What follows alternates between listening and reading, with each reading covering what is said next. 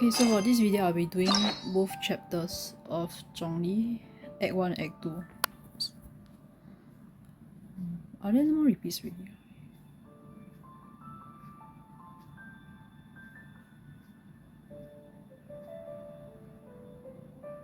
Oh, there are some that can be unlocked already, I think. Anyway, let's go.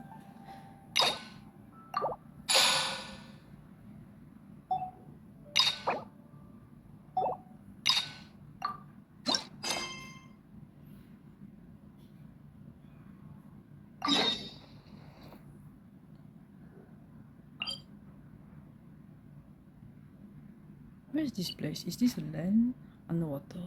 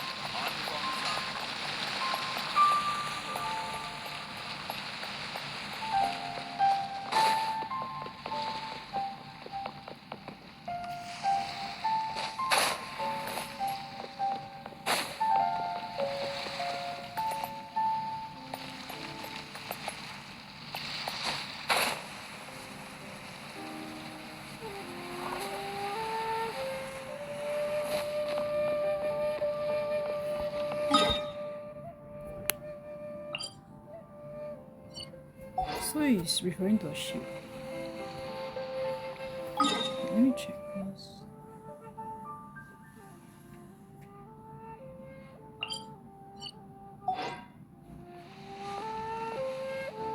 Oh man, I think I got like a ship waypoint for this.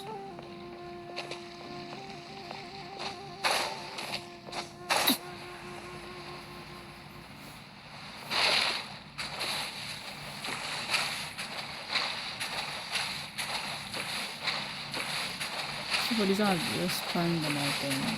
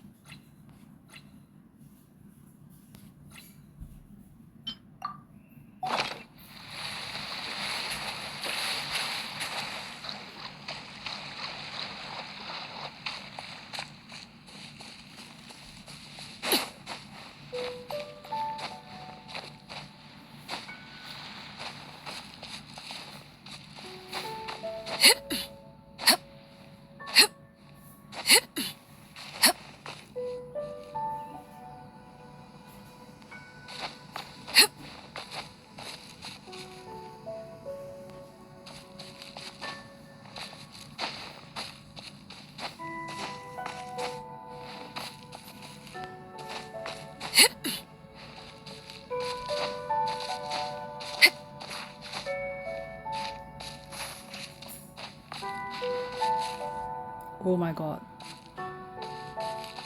It's very close to the area that Kliment will push me off.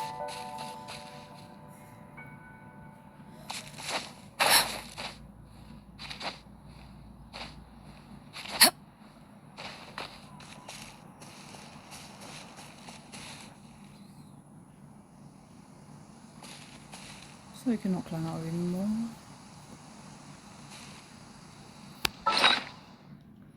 Okay, first regen health, then reduce gliding stamina.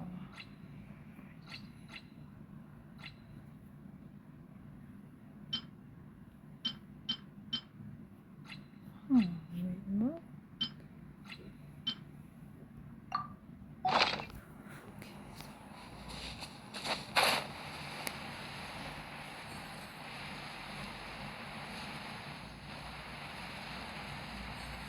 Oh, I guess quite at least the ship. Yeah.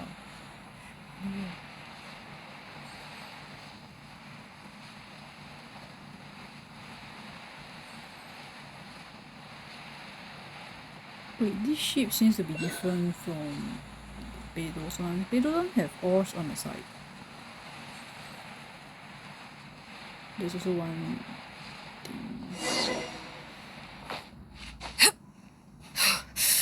No, are you kidding me? Oh, no!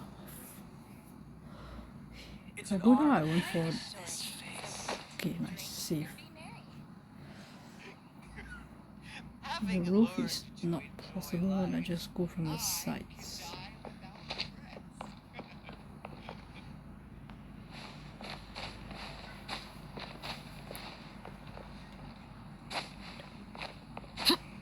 Nice.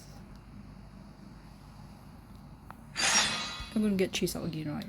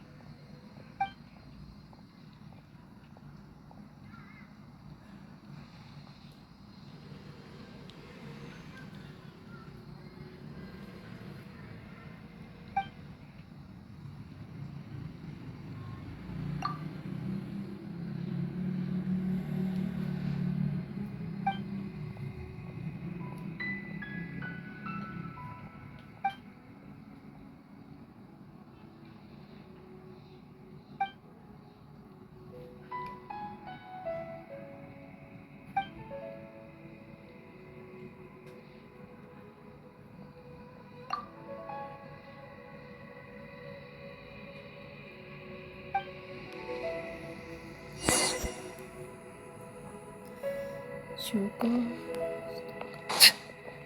Life is short, so eat, drink, and be merry. Oh? I didn't think I would see you here. Are these two your friends? Yes, we had the fortune of meeting not too long ago. They are quite a knowledgeable and talented pair, and a pleasure to be around. Traveler, we were just discussing the history of Rex Lapis. Would you like to listen? This, good sir, seems not to appreciate the almighty power of the Lord of Geo. As a professional archaeologist, I'm inclined to correct some of his erroneous views. We are discussing the whereabouts of the first Mora. The first Mora? As everyone knows, the Lord of Geo taught the ancient people of liyue the craft of smelting, creating goods that allowed them to develop trade with the early nations of that time. Today, liyue holds the sole right to cast Mora in the entire continent of Teyvat. The world's very first Mora should have been cast by the hands of the Lord of Geo himself thousands of years ago. According to my research, as well as my own hypothesis, I believe that this coin of unique historical significance has been passed down secretly through the years as a kind of token. For example, perhaps the Qixing who control the liyue use it in some kind of unknown ceremony they hold when they come to power. Oh, no. My research indicates that the first Mora coin is not such a simple thing. Mora is a catalyst. This we all know. Even today, Mora is used in the mystic arts for its curious properties of weapon enhancement. The world's first Mora would no doubt possess the strongest power. My next historical treatise will boldly expound on the newest findings from my intense decade-long research. That is, that the Lord of Geo used this original Mora as a catalyst to enhance a dagger and a sword. A dagger and a sword? Well, buy the book when it comes out to read the full story. For now, I will only reveal this. The one who finds the dagger shall become supreme in liyue, and the one who finds the sword may be crowned liyue's sovereign. I can't say I agree. Let us not speak of the authenticity of the dagger and sword first. But Mora and money came about simply because they are a convenient measure of a contract's value. Rex Lapis just meant for Mora to serve as a catalyst for people to exchange and trade. The world's first Mora is probably just an ordinary coin created by Rex Lapis. As for its fate, the same as all Mora, I suspect. It was simply spent somewhere. I think that Mr. Hanshua's hypothesis seems reasonable. Mr. Zhongli's argument, on the other hand, lacks any evidence. How can you so easily dismiss the Lord of Geo's profound foresight? No, I am not debating right or wrong. I am simply stating a fact. Enough. Do you think you understand the Lord of Geo more than me? I know but little about history, and I wouldn't dare to brag. But discussion is meaningless if everyone has the same opinion, no? Well then, answer me this. Long ago, when Liyue Harbor was being constructed, the Lord of Geo taught the people how to build houses. The model home he used to teach them was completely cast from Mora, correct? That is correct, indeed. Okay, then tell me. Why would the Lord of Geo do something so extravagant, if not because of the mystical power that Mora contains? There's a simple explanation, really. To the god of wealth and commerce, what material is easier to get than Mora? Oh. I mean, I am talking about Rex Lapis. Excuse me, sir. I have some questions about archaeology. Can we find somewhere quiet to chat? I mean, if it's okay with you. Oh, it's no problem at all. But may my friend accompany us? Perhaps they could be of some help. Of course. They can come if that's what pleases you, sir. Let's go.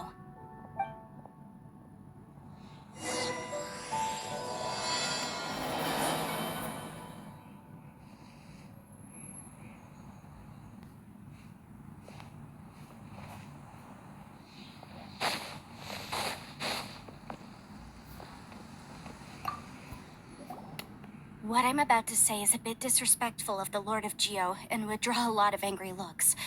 So it's best to discuss this somewhere quiet. Your argument just now exhibited acuteness of speech and thought. Most importantly, you don't fall for the boasting and acting of the others. You remain objective. So I have a question for you. Perhaps you will answer differently from other scholars. Do you think that all the gods that the Geo Archon killed were evil? Let's not analyze it in terms of good versus evil. Rex Lapis placed great importance on the integrity of contracts. So any gods he killed certainly must have broken some kind of contract. Right! The Lord of Geo wouldn't kill the innocent. But when I was doing some research, I learned about the legend of the god of salt. The god of salt, Havria, was a very kind god, but she encountered Morax one day in battle. Morax used a rather underhanded trick to assassinate her. What? No way! This bit of history is a long story. But you may not like the truth when you hear it. Don't worry, please tell me what you know. This event, I've already searched for answers for a long time. Quite so. I don't know where to begin. Over here, Mr. Zhongli. I've been looking for you. So you're over here all this time. Put down your weapon and stay back. Otherwise, Haimon's reporting you to the Millilith. First of all, I'm not holding a weapon. There's no need to overreact now. I'm simply an archaeological researcher from Snezhnaya. I'm not here for trouble. The Fatui say that every time. But this time, I registered with the Liyue Ministry of Civil Affairs. I could show you the official documentation if you want to see it. I will be conducting an archaeological survey here, the results of which will all be shared with the ministry. I heard that Wangsheng Funeral Parlor had a consultant named Zhongli, with immense knowledge of ancient history and archaeology. So I paid Wangsheng Funeral Parlor a handsome amount to hire Zhongli as my own consultant while I'm in town. So you mean to say that this is work for the Wangsheng Funeral Parlor, yes? Well, since it's work, I don't have a choice. A consultant of the Wangsheng funeral parlor must respect their duty. Of course you would be such a reasonable man. Well then, let's head out now, shall we? Wait, if you are studying archaeology, can I go too? I am also a scholar in this field, so I can help. That will give us a chance to continue the topic we were just discussing. Oh, and you should tag along too. This experience may be of help to you on your future adventures. It is a story from before the rise of the Seven. Although the god of salt has already perished, it will still be a meaningful experience for your journey. Wait. This is an archaeological expedition, not a tour group. That's too many people. But this friend of mine has a treasure-finding talent, surpassed by no one. It will surely be of great help to us. Oh? What talent? If my friend espies a treasure chest, they will absolutely find a way to open it. Hey, Paimon's good at that too! Well, that is quite enticing. All right, then. Well, let's go. There's no time to waste. When the Overlord of the Vortex was crushed by the Jade Chamber recently, perhaps something of interest was washed ashore. An ancient artifact would be good. Traces of ancient activity would be great. But a piece of the god's limb would be even better. Who knows what surprises we may find.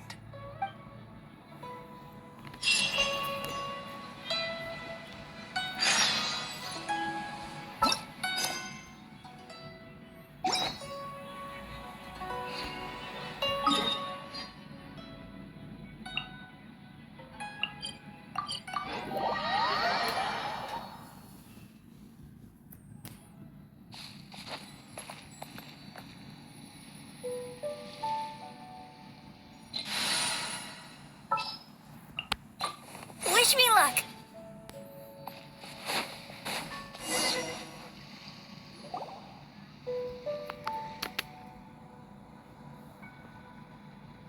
This place looks so ordinary. Can we really find anything valuable here?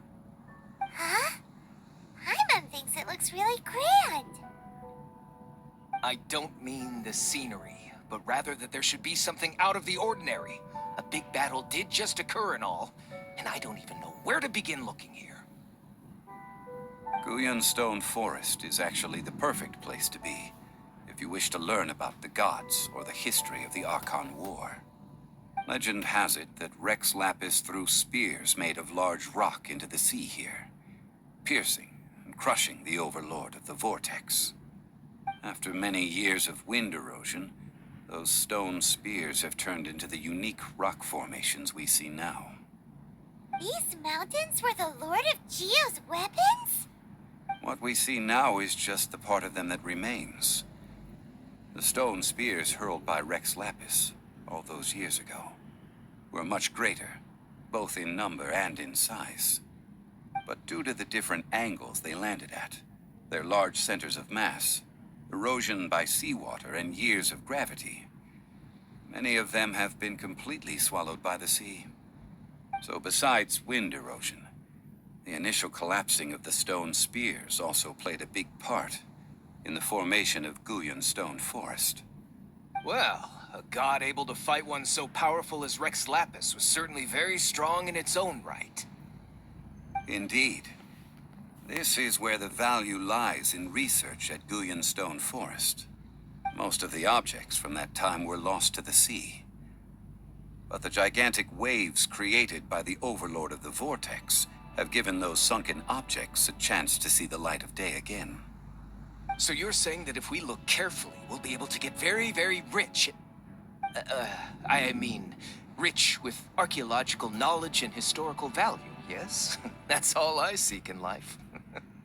Well, since we brought so many people, I think it would be best to split up and look. Okay then. I will go with my friend here. Although I have a smattering of knowledge in various disciplines, when it comes to archaeology, I can't compete with the expert here. Huh? Me? What's the matter? This is your profession. Why are you so surprised? I get it. I'll escort him then. Okay. If we find anything valuable or rare, Let's meet on the shore opposite from here.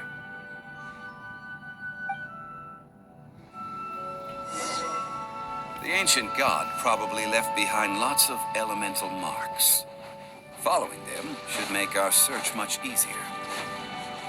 Well, go ahead then. Use your elemental sight to look for any marks.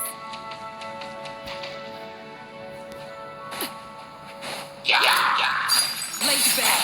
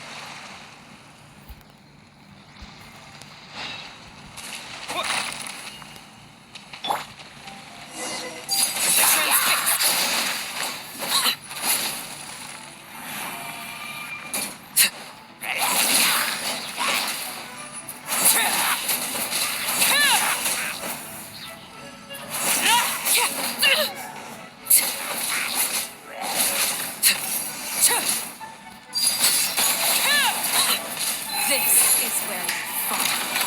Overruled.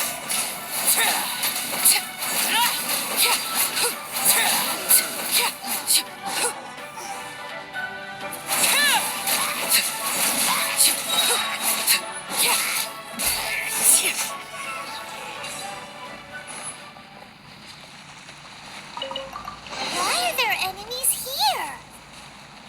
Guyun Stone Forest is a place where a god was defeated, and its remnants still affect the area to this day.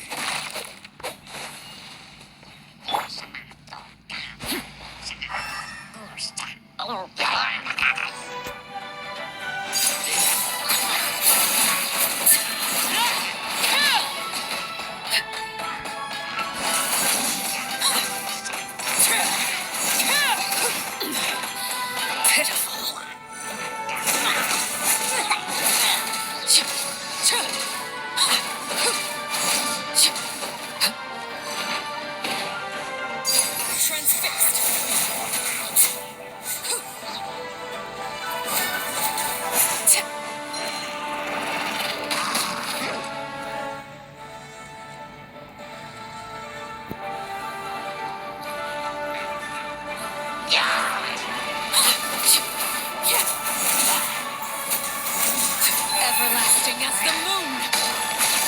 Laid bare.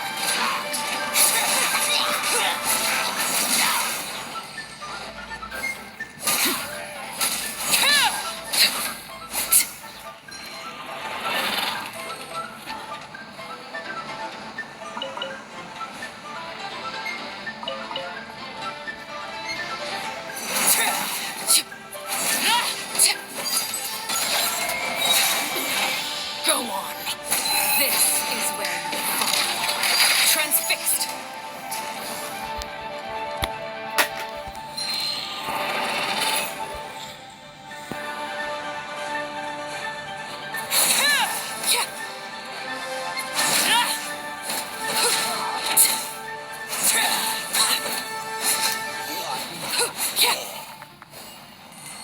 So many of these interesting.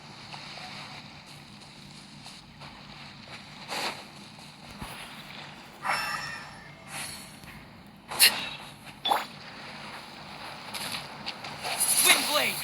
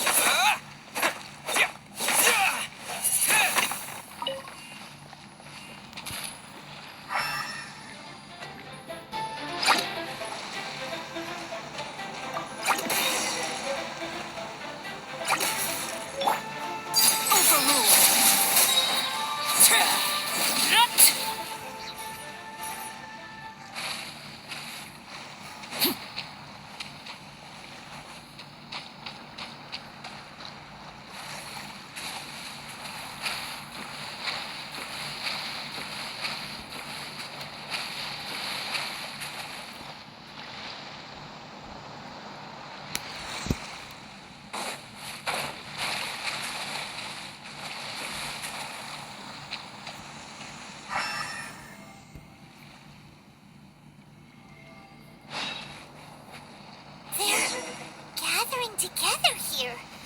But why? See that object in the center? Perhaps it emits the remnant strength of the god. That would certainly attract them. The hydromimic monsters. I have a contract and must put my personal feelings aside. Go ahead. Defeat them and recover the relics.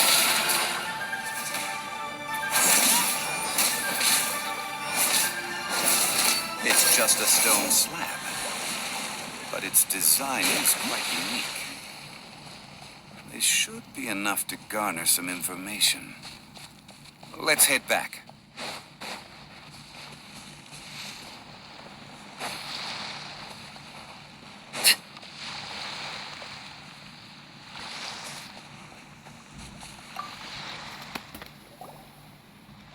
You call yourself a scholar of archaeology? You can't even recognize this or that. What are you good for? We all have our areas of expertise. I already tried very hard to explain. Oh, stop arguing! What in the world happened? This girl just keeps bragging about how she's an archaeologist, but she doesn't even know anything about the surrounding ruins. I even know more than her. She left me to rely solely on guessing, experience, to find anything valuable to take back. Oh, what a waste of time. I've just been researching the god of salt, so I'm not familiar with sea relics. Is that so strange? And you kept asking about how much Mora everything is worth. Can the value of relics only be measured in Mora? Isn't measuring their value in Mora the easiest way? This also matches the traditions of liyue, does it not? Now, calm down. No need to make a fuss. We were able to bring back some intriguing objects. Let's have a look. Oh, what a shame. These objects were indeed washed ashore by the Overlord of the Vortex, but they have nothing to do with the god besides being in the vicinity at the time. The stone slab we found, however, has a mysterious pattern and faint aura of divine power. Perhaps it will be useful for research purposes. Quick, give it to me. At least we didn't come for nothing. The power of the gods, yes! This is good. Oh, but these other objects are certainly worth a little something, right? It should be enough to cover the cost of hiring you. It's all mine. So, it's only valuable for research if there are remnants of divine power on it? Not at all. My quest to uncover the history of the god of salt is because history can tell us about culture and beliefs. But you're just trying to use archaeology to get rich. Nonsense. I'm a professional archaeology researcher from Snezhnaya. I swear. If I'm lying, may the Lord of Geo strike me down. Oh, by the way, you probably don't want to sell that teacup. Oh? Why's that? That's not an ancient teacup. It's part of Ningguang's collection. It must have fallen here along with the Jade Chamber. So unless you want to mess with the cheesing... Ah, I see. What a shame. It was of such high quality, too. See? You do want to sell these objects! But, so what? Why can't I pursue wealth both intellectual and material? Don't be so simple-minded. All right, then. No need to stay here any longer. I'm rather quite intrigued by the God of Salt, too, actually. Let's go to Sal Terrae next.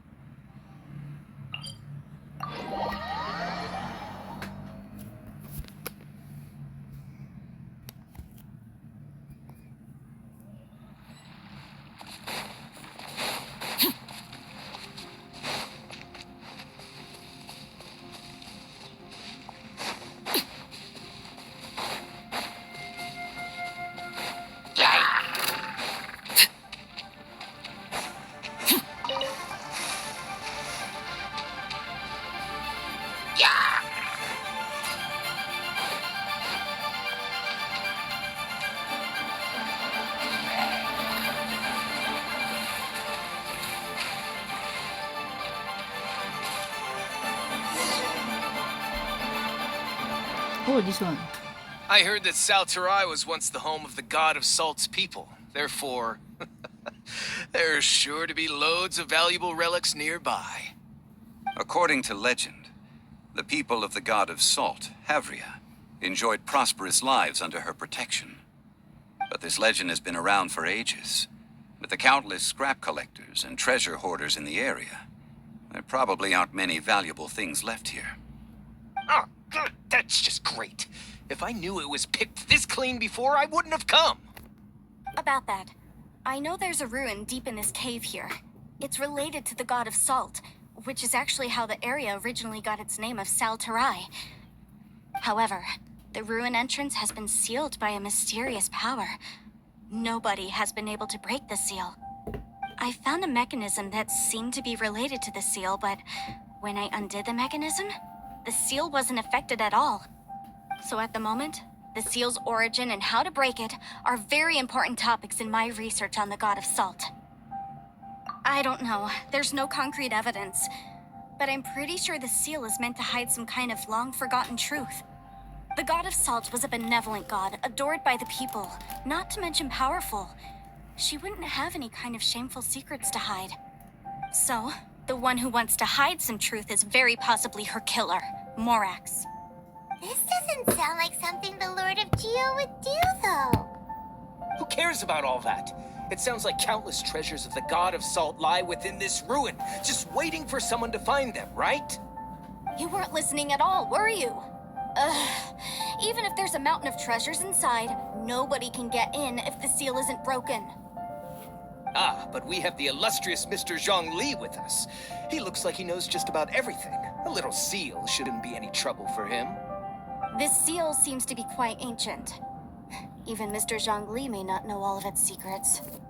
I may know something about it. What? Over the years, I've heard various rumors with bits of knowledge about seals. Although their references seem rather disorderly, they do in fact contain the secret to breaking seals. Let's go take a look at the mechanism Miss Wanyan just mentioned.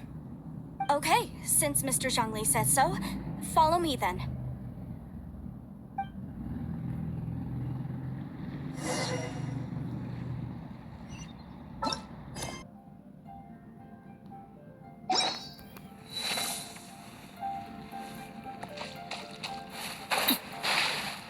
So I still have to defeat them.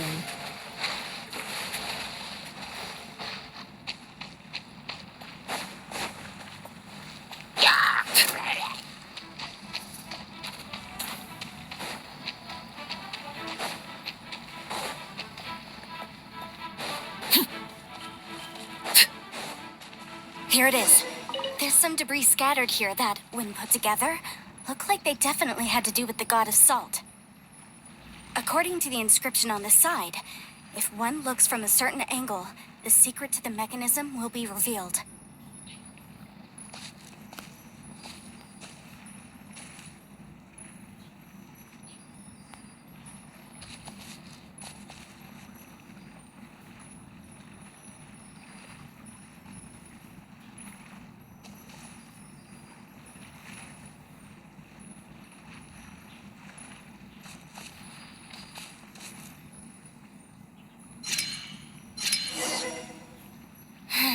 See that? Although we activated the mechanism, nothing happened to the seal. That's because there's actually another mechanism that must be activated. Another? Let me lead the way from here. This place seems familiar. Huh, I remember. I think there's some elemental monuments here. So you're saying they're related to all this? When I investigated the seal last time, I had someone with a vision accompany me. But when we lit up all the elemental monuments, nothing happened. That's because you don't just need to activate them at the same time, but in a certain order as well. Otherwise, the seal will not be broken.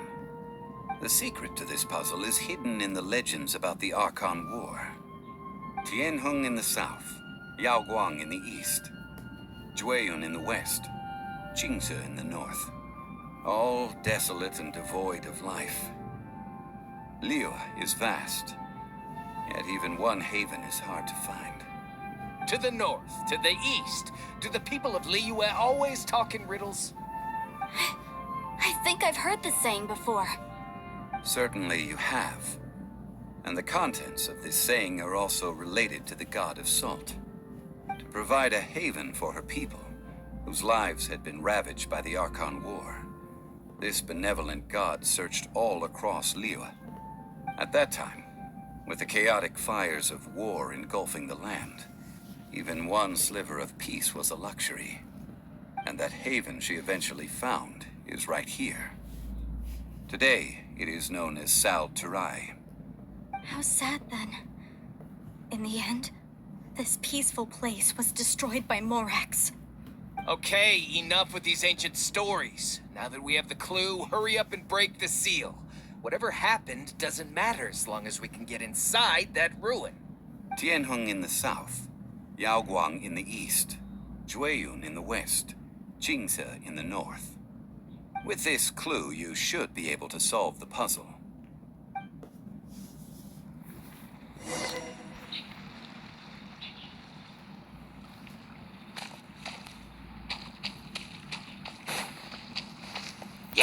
Transfixed.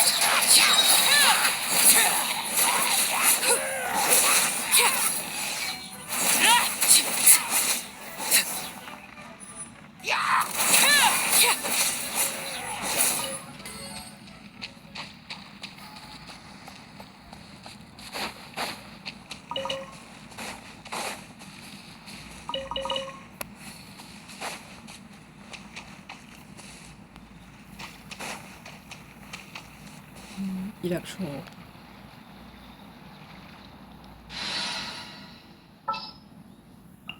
Oh, you're taking me out?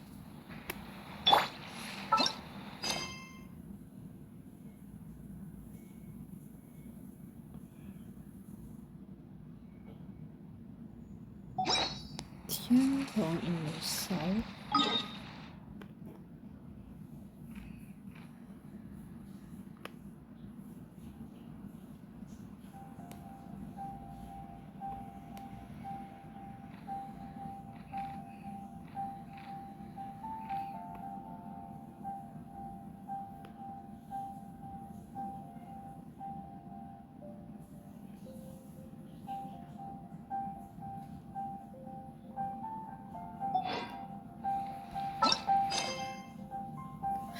I write it down on paper, it'll be easier.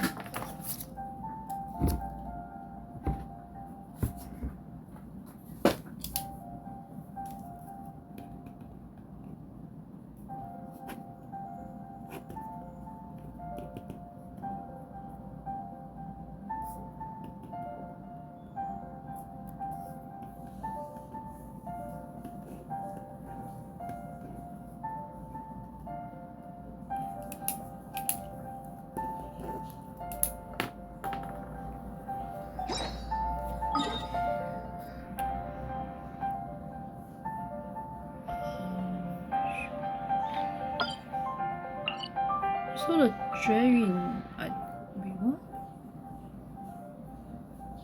清澈 village is here. Yeah, this is the north part.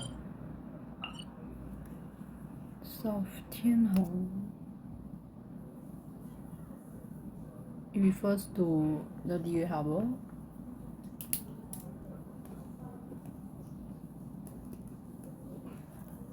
Yaoguang, Yaoguangshao. Then next is Guyun.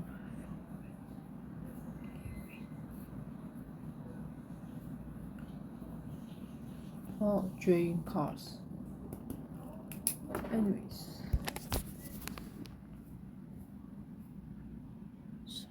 So the position I'm facing is south. Then from the instruction is south, east, west, north.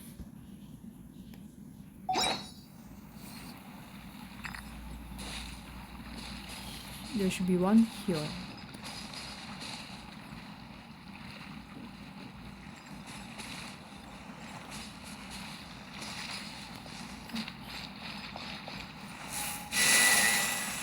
east.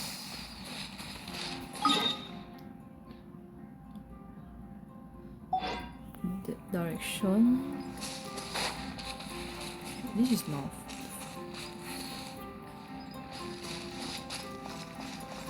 Okay, nice. It doesn't disappear.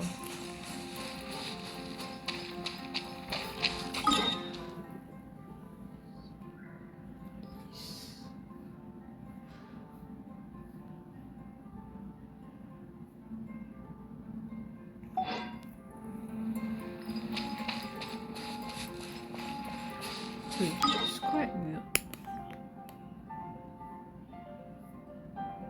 East.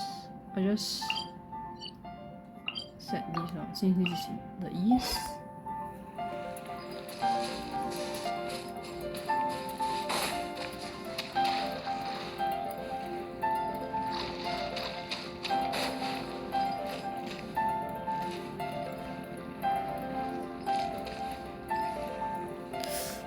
I don't know, just randomly start first.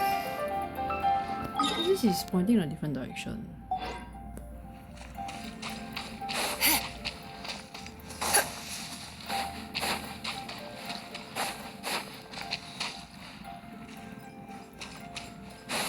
There should be 4 of you. Yeah, so 2 in front, 2 behind. South. Then east.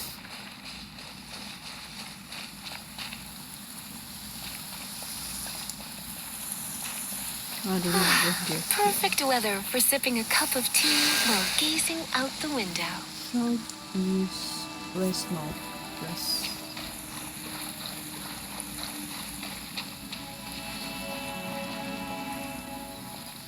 Yeah, the last 2 is correct, but the first 2 I'm not sure.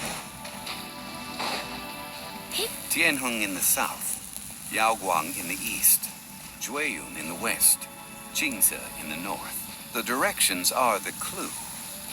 Give it another try. Maybe it just starts from here.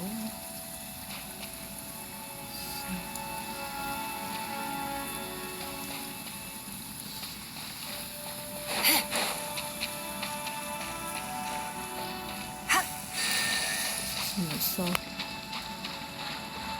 east, here.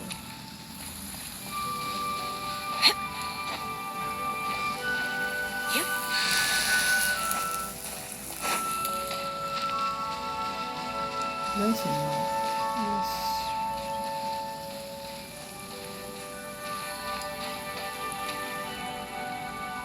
West is here.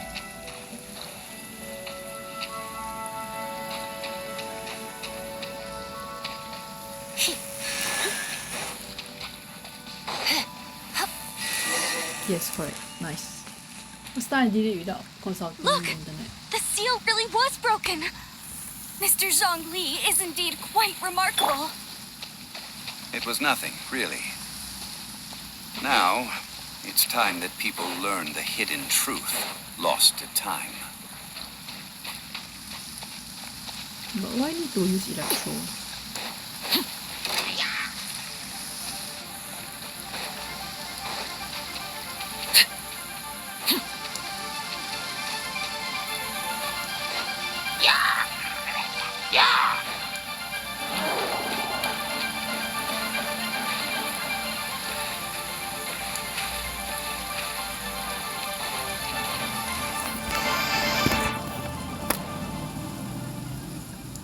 Before entering the ruin, I have a proposal that will help us prevent the kind of senseless arguing between you two that we saw at Guyun Stone Forest. Okay. What is it? I propose you two agree upon a contract, stipulating that we alternate who gets claim to each treasure we encounter, with only one object permitted per claim. To show my sincerity, I won't be taking any treasure. This... Hey! Don't pass an opportunity like this up so easily! I don't agree. I mean, you want me to split the treasure with this amateur archaeologist? No, absolutely not. I don't agree either. He will only defile the precious relics left behind by the god of salt. I can't accept this. Well then, if the contract is not agreed upon, I will no longer serve as your consultant on this expedition. You will have to rely on your own experience to find whatever treasures are hidden in this ruin, as well as traps. You have the audacity to demand this. Okay then. Even half of the treasure in the long-sealed ruin of the God of Salt should be enough to make a fortune. If you want me to agree upon this contract, so be it. I just have one request, Mr. Zhongli. If we discover the truth behind the God of Salt, you must judge it fairly, even if the truth harms Morax's image. I can accept this arrangement. Well then, let's go.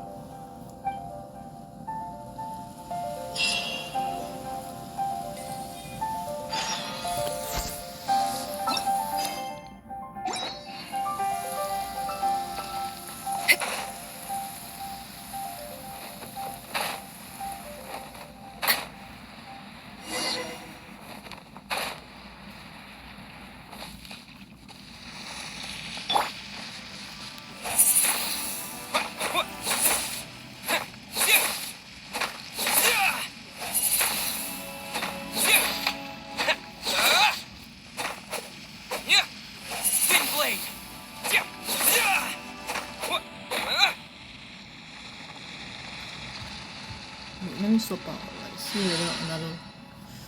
I use another character will be faster. Company, fall in!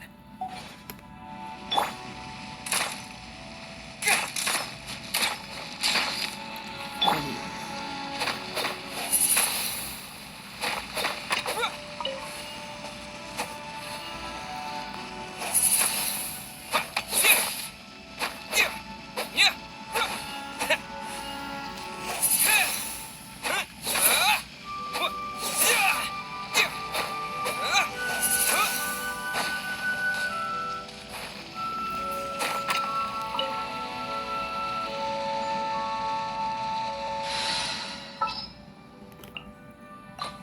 Wish me luck.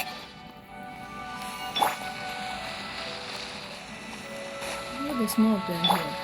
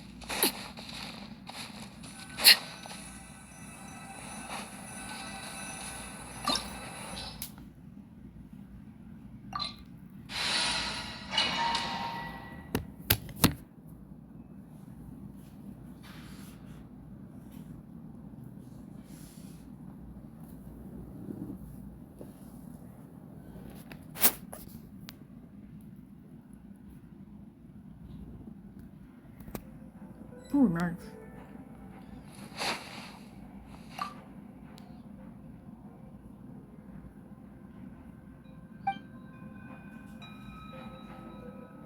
There's no lifelike. Okay, I get to play this guy. Oh. Are these statues? No.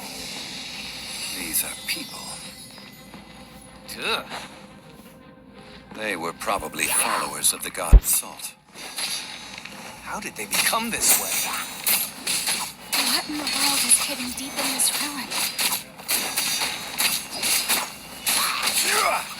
Crumble! Rise! Oh, shoot. No.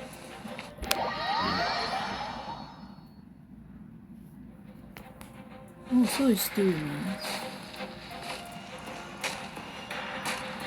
Can I make two? Crumble! Yeah, I can make two.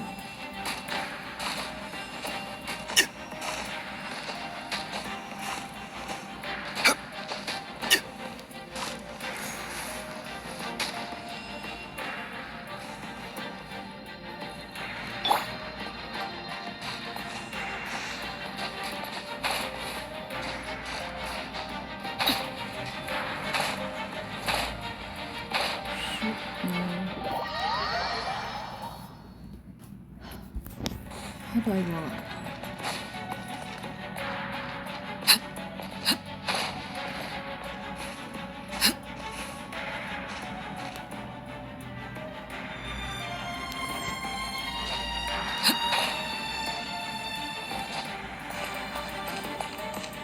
Maybe I can use this statue.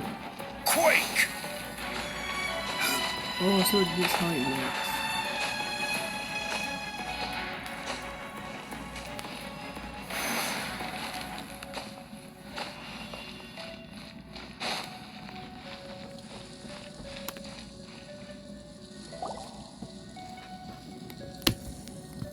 Look at this! It's filled halfway with salt. Just looks like a fancy salt holder. Seems like the god of salt was a god lacking in treasures. According to my knowledge, it's no ordinary vessel. Although it is only half full, it is also forever half full. That is to say, it is bottomless. What? You're saying that even if I pour the salt out, the amount inside won't change?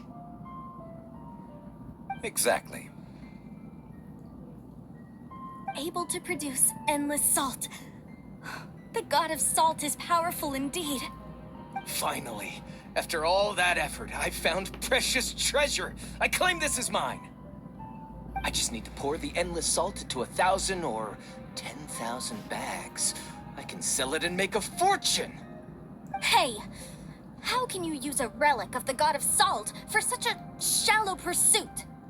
If Mr. Kliment wants this salt chalice, then the next object we find will belong to Miss Wanyan, according to the contract agreed upon. Of course, as we agreed. But how can anything be worth more than this rare find? Since we have a contract, it's no use for me to fight with him. Then let's move on, shall we?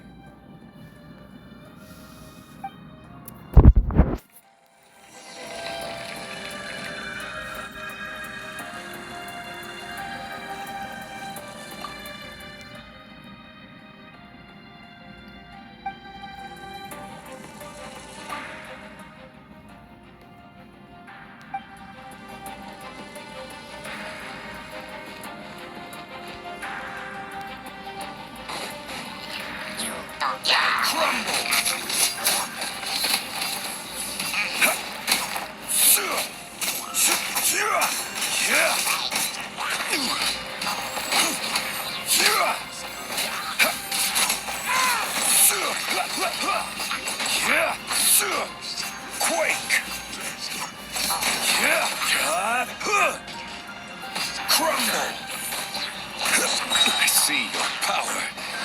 Order guide you. Quake!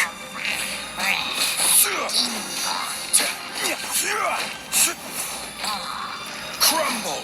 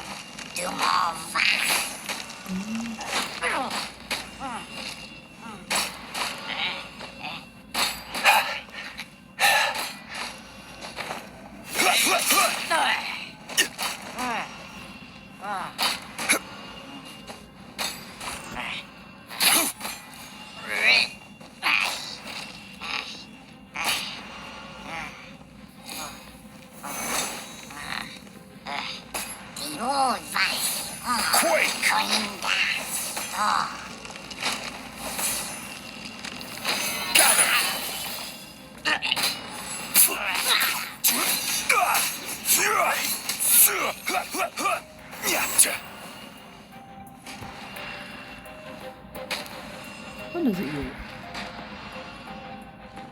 Do you need to put two together to have a shield?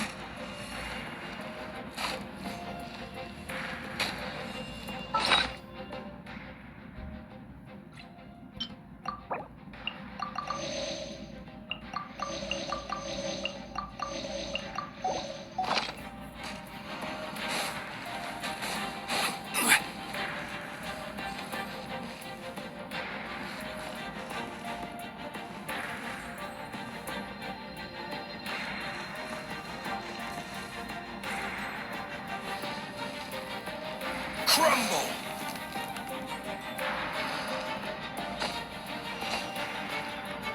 Quake!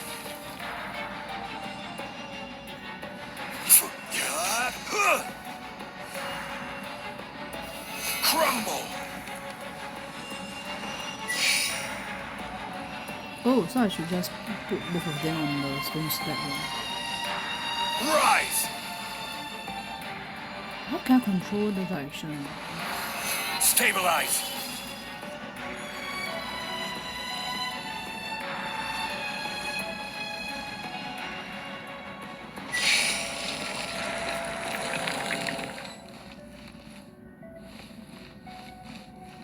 Swap? Just a simple ruler. It doesn't look to be worth anything. This, if I remember correctly, this is some kind of measuring tool. Indeed. But the god of salt imbued it with another power. When you stick this ruler in the ground, the surrounding area will become covered in salt, much like a rising tide covers the earth. The deeper it is stuck in the ground, the more salt will appear. It is essentially a bumper harvest of salt. What? That's even better than the salt chalice! Well then, according to our contract, the salt ruler goes to Miss Wanyan. No, unacceptable. I paid for and organized this entire expedition. Why should I get the short end of the stick? And this girl has been useless. Why would she get anything?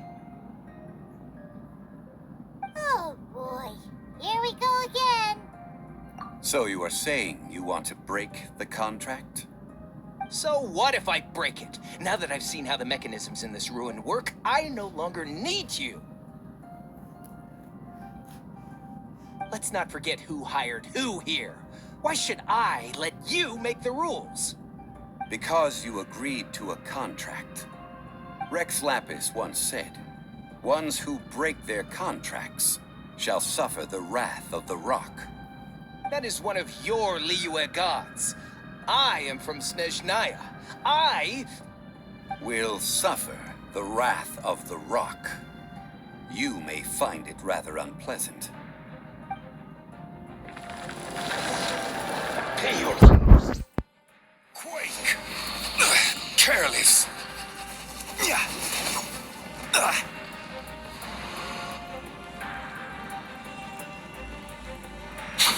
Rise! No escape! Prepare yourself! Quake! Leaving so soon! Prepare yourself! I will have order! Rise!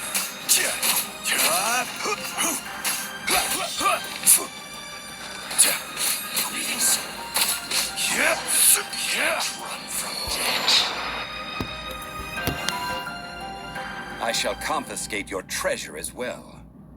You are not worthy to continue any further into the ruin. Leave this place. Oh, darn you! Just you wait.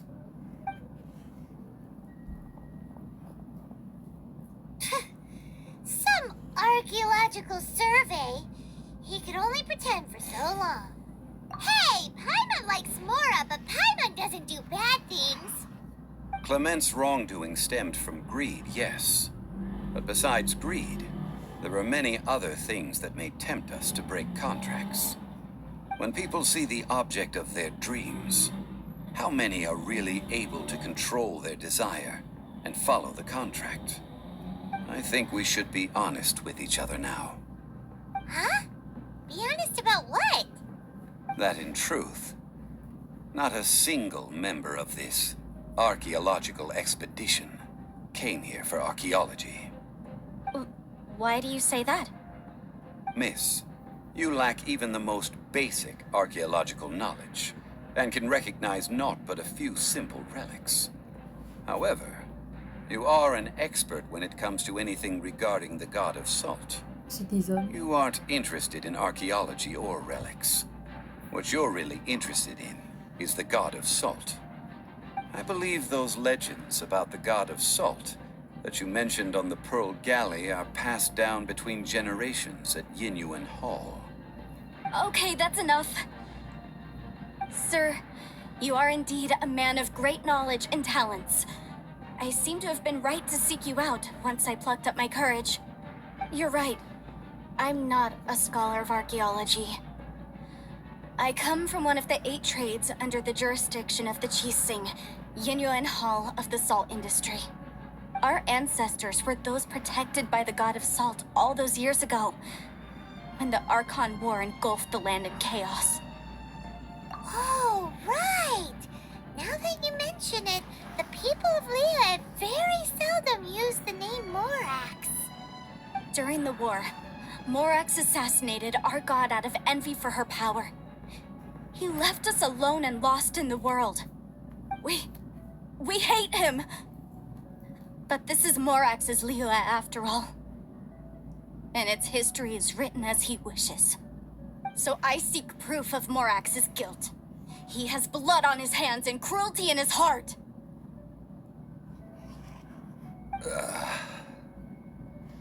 We agreed to a contract that we will face the truth head on, didn't we, Mr. Zhongli? You must judge this history fairly. Naturally, of course. But I must add, liyue is no longer Morax's liyue. Come with me. All the answers you seek lie ahead.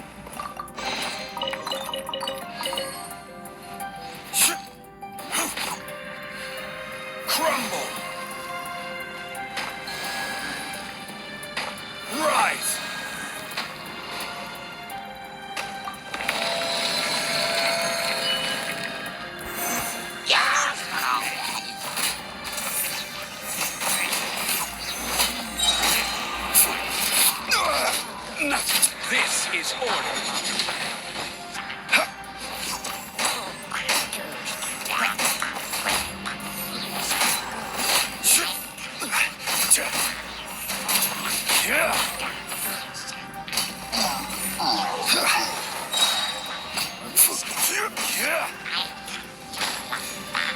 Quake! Order guide you. Rise!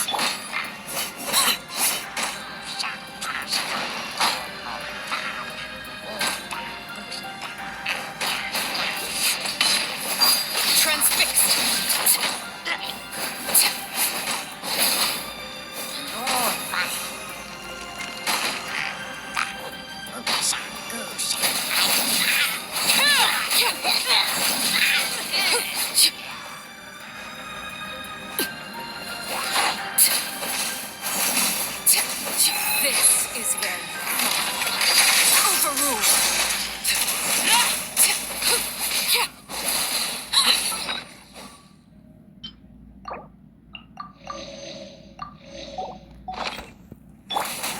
Crumble! Rise!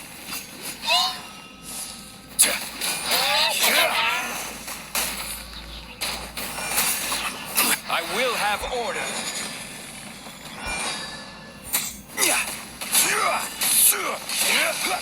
Crumble! Quake!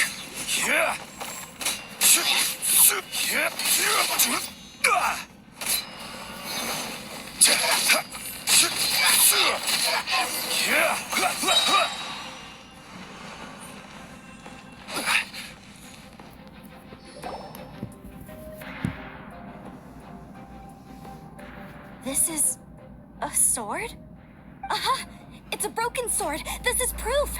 This proves that the god of salt had to fight back against the evil Morax. But sadly, she was defeated. The power of this sword surely is much greater than that of the Salt Chalice and Salt Ruler. If we can repair the sword, then we can show the world the mighty power of the god of salt. Human seizing sword. It does look like something left behind after being defeated in battle. 2 pieces of a broken sword. From an archaeological perspective, these are 2 separate relics. According to the contract, you can only claim one. Why? We were alternating claims to treasure, true. But Kliment is no longer here. Yes, but the only one object per claim clause still holds true. You cannot take 2 relics at the same time. This logic! Zhongli, she seems like a good person, and no one is fighting over the treasure. How about you let this one slide, huh? When there's a contract, nothing can be allowed to slide. If the contract is not followed, then it is broken. No! If I only take 1/2, then it can't be repaired, and the power of the god of salt cannot be restored. No matter what, I must be faithful to her. Even if it breaks the contract, I don't care. So you are already decided? Then there is a price to pay for breaking the contract. Zhongli! That is to say, you consign yourself to suffer the wrath of the rock. That's okay. The god of salt gave up her life to protect her people. My sacrifice is nothing compared to that. Punish me however you want. Just let me take this proof of my faith. No, you can't hit her! Perhaps that punishment would be easier for her. But as punishment, I will tell you the truth. Huh? The truth? You mean the truth is my punishment? Yes. The truth that I am about to tell you shall be your price to pay for breaking the contract. I'm afraid to say that the god of salt, Havria, was not the powerful god you imagine her to be. Rather, she was a small and weak god who yielded to all other gods. When it came to war, she lost, never able to win a seat among the 7. What? During the Archon War, the gods of this world used all their strength and cunning to vie for control of Tevat. But Havria instead chose to flee. She thought that by giving up before a fight could start, she could save herself and her people from the war. However, during such a long war, there is no end to the advances of aggressors. After making countless concessions, Havria lost all of her lands, until only one small haven remained. No. No! It can't be so. In her last days, she had not even a single blade to defend her people with. Not even a single blade? Then, This sword is not a relic belonging to the god of salt, but is instead the murder weapon used to kill her. Murder weapon? No! That's not true! That can't be true! You're trying to test my faith in the god of salt! As I said before, I only state the facts. Preposterous! You are a follower of Morax! Don't try to trick me! Hey! Hey! Come back!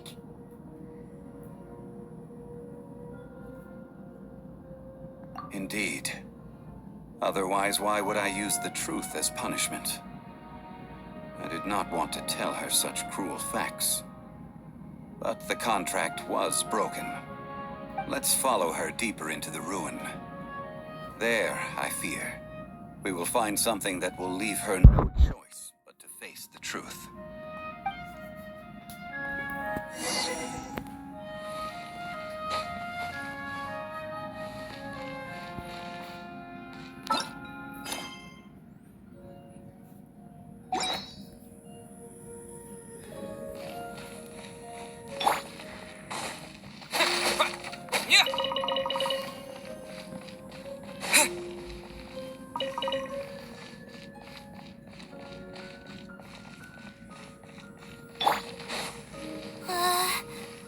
Are these statue thingies running? What will we find ahead? Salt. And betrayal.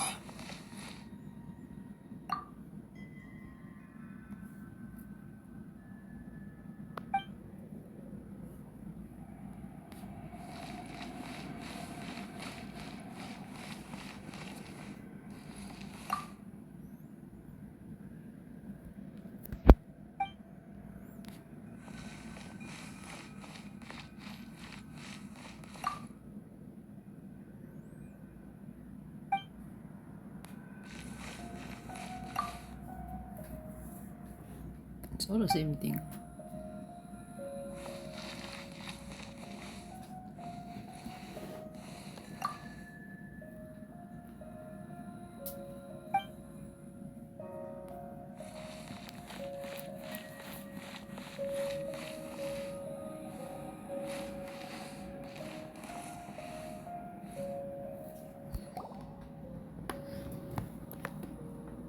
What are all these?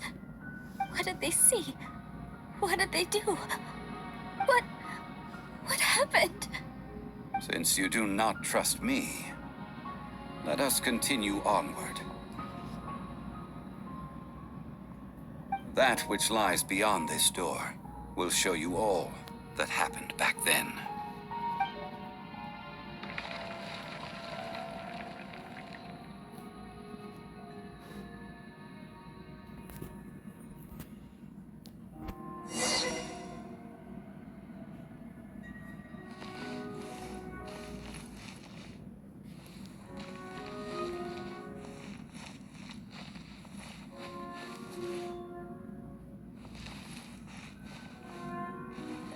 Something exploded.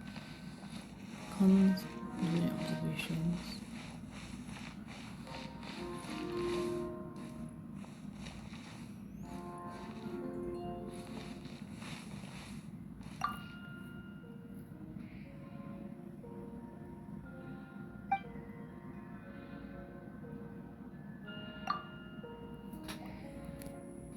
This is the scene of the crime.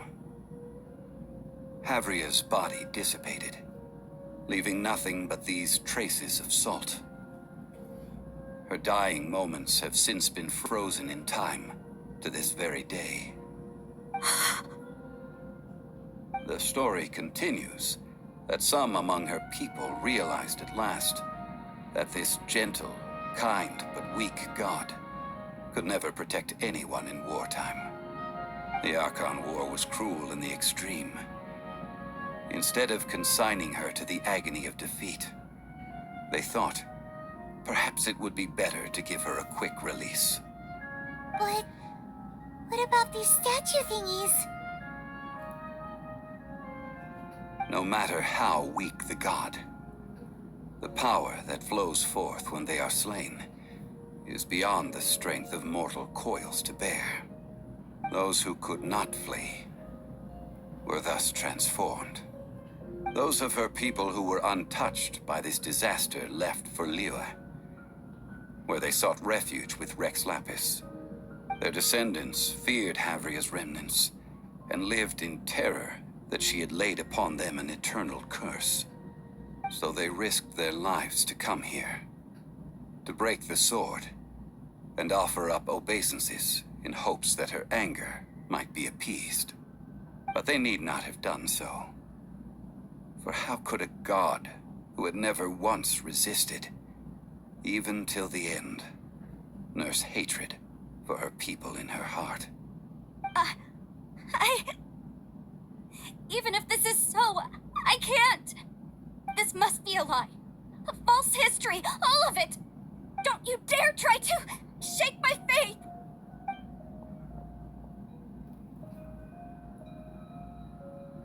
Yikes. Zhongli didn't show any mercy this time either. This is the price she must pay. Yet I would not call it a bad thing. Judging by how she appeared, I fear that she will struggle for a time.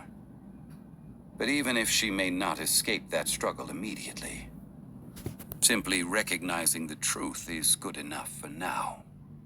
Indeed, in ages past, Havria's story served as a warning to me as well.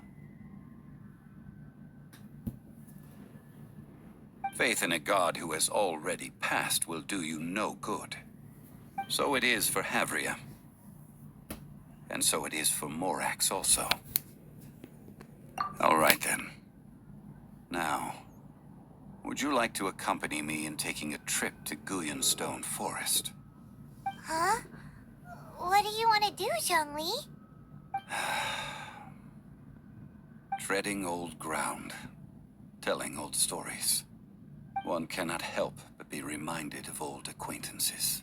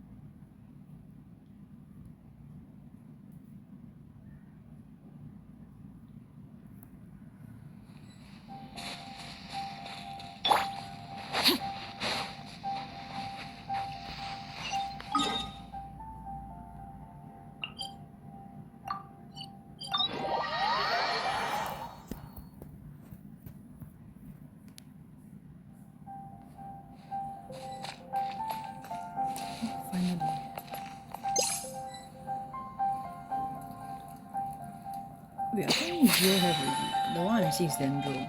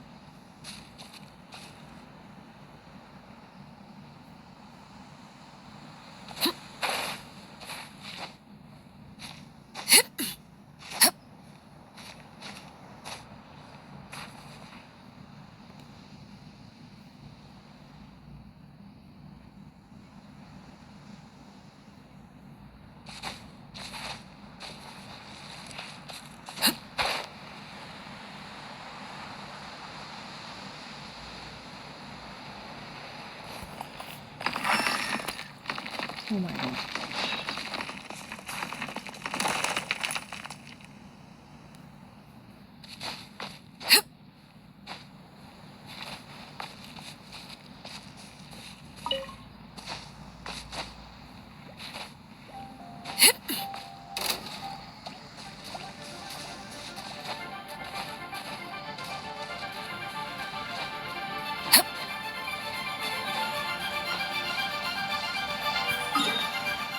Wait, why did he change location?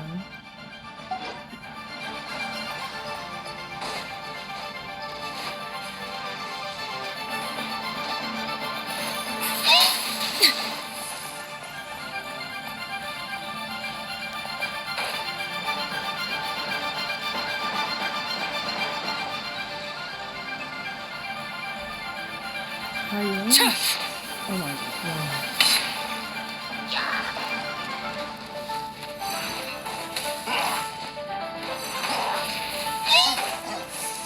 Kidding?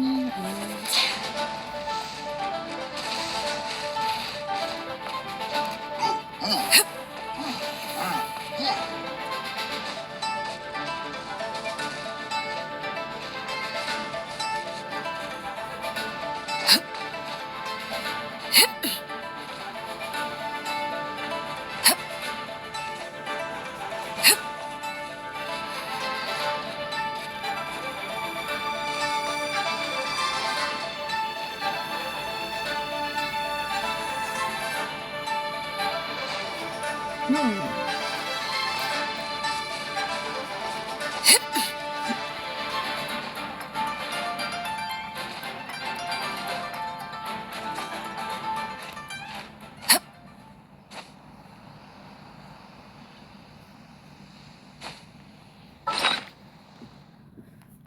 I guess the other side doesn't work. Yeah, not this one.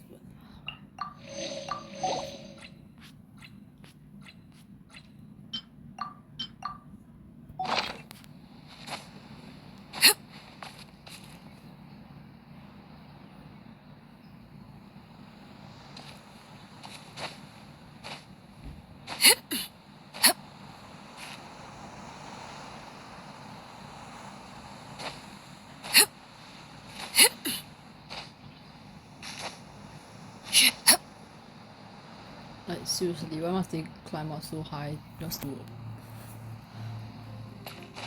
rest or take a break?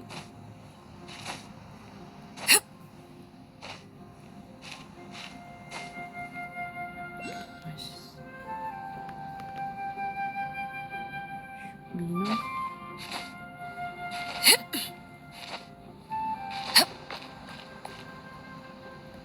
Yeah, so as you worship the statues, the stamina does increase.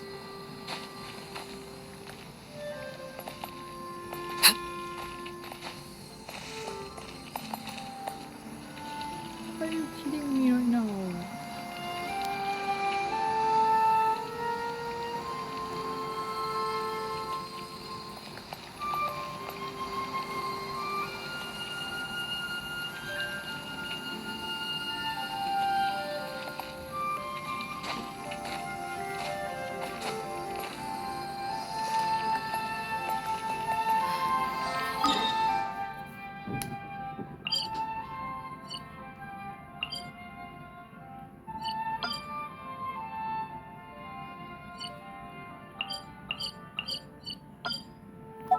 I need to find some character that can make me fly out. Now, I mentioned before that many gods of old have been sealed beneath the Guyun stone forest.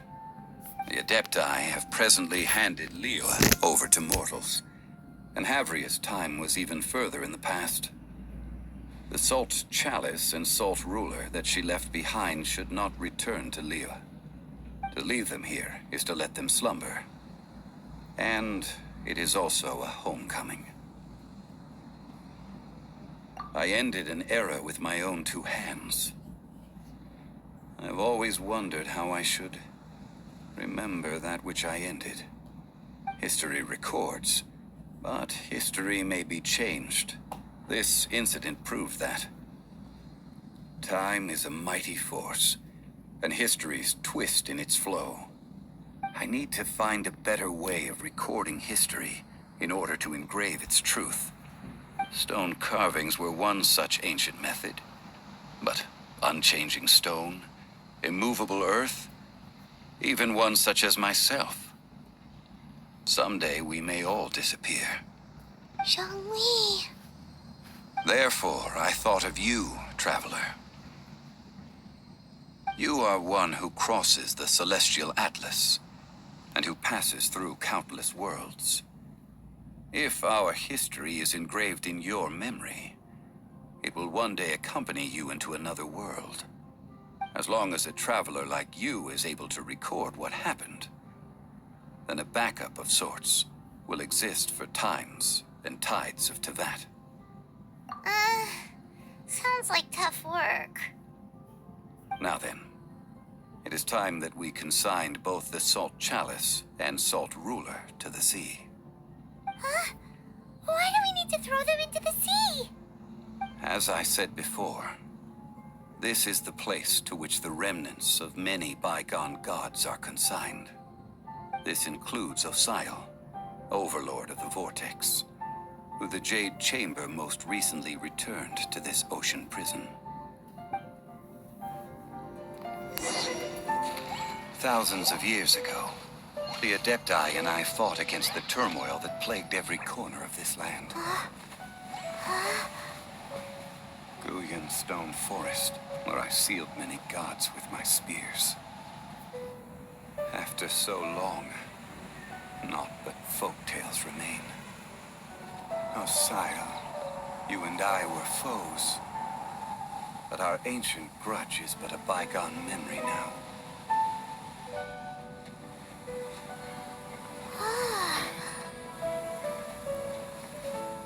May that which Havria has left behind be yours to subsume.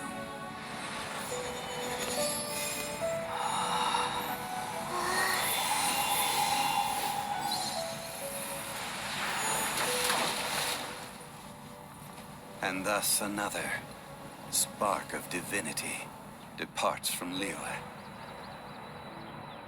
My legacy shall now be left to those who come after to debate.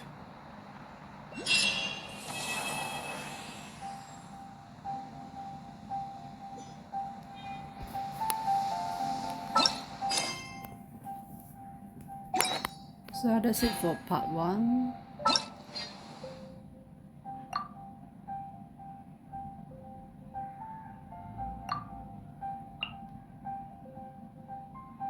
Crystallize. Now head to part 2.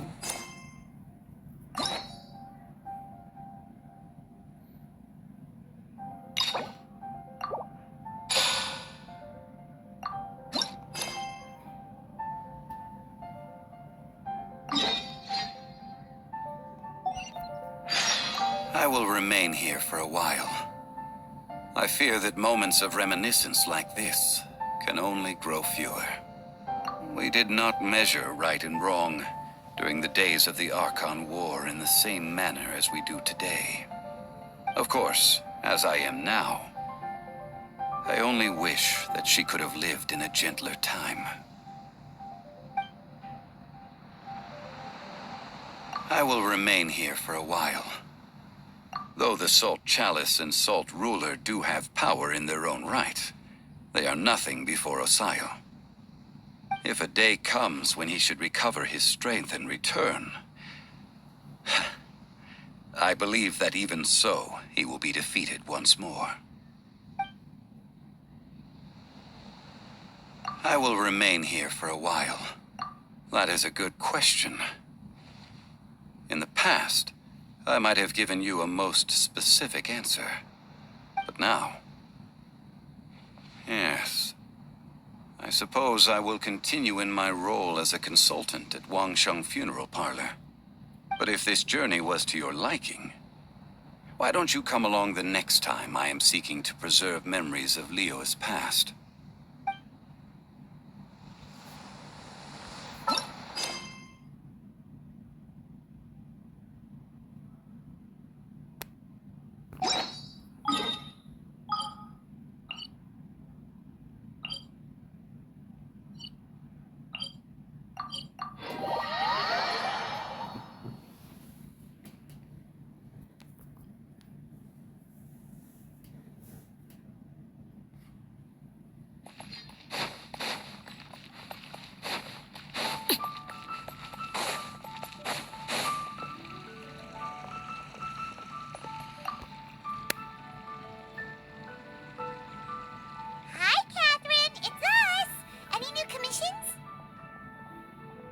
matter of fact, there's one that looks perfect for you two. Uncle Dai is one of the foremen at Huishan Hall over in Liyue Harbor. He's hoping the Adventurers Guild can spare some manpower. What is it we have to do exactly? I believe you'll be looking for workers. Ooh, looking for people? Awesome! We're good at that! I have no reason to doubt your abilities. I'm sure the details can be worked out face to face. If you're willing to accept this commission, head over to the dock and talk to Uncle Dai.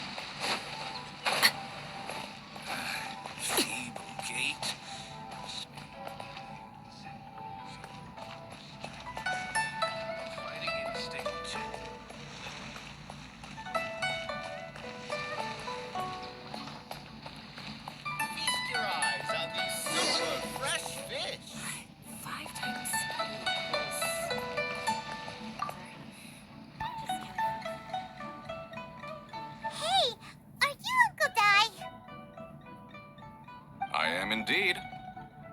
Ah, now then. You must be the adventurers assigned by the guild.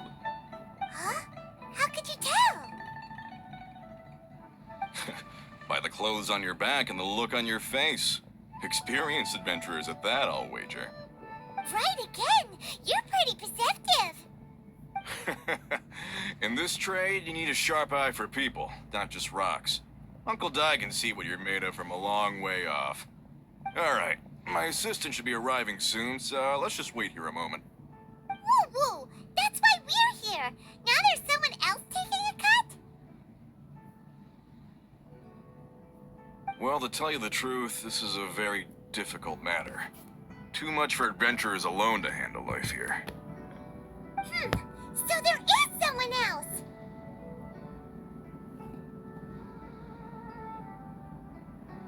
Do you think we're not up to the job?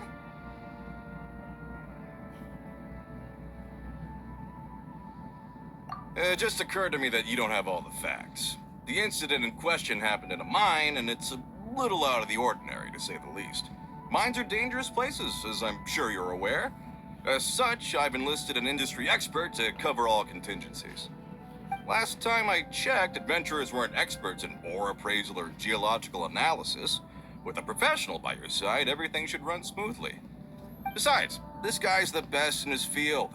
No matter the rock, he'll tell you its value to the nearest mora at a glance. I'd go as far to say that there's not a soul on Tevat that knows rocks better than him.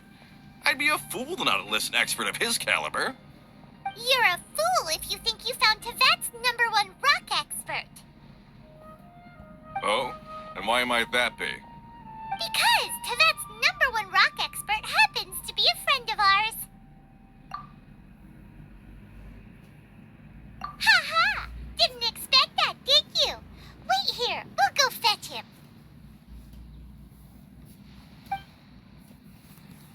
I bet Zhongli is listening to the storyteller. Let's head over.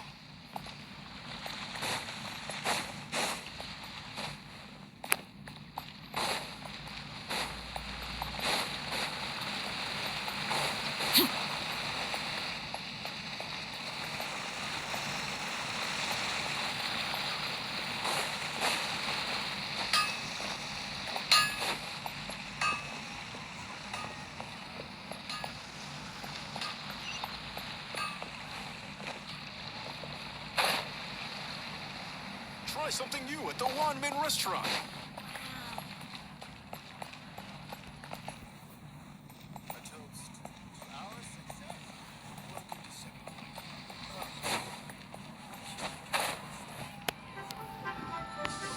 In our last tale, Rex Lapis. Zhongli, there you are. Oh. Here for a few tales? I didn't know you two were connoisseurs.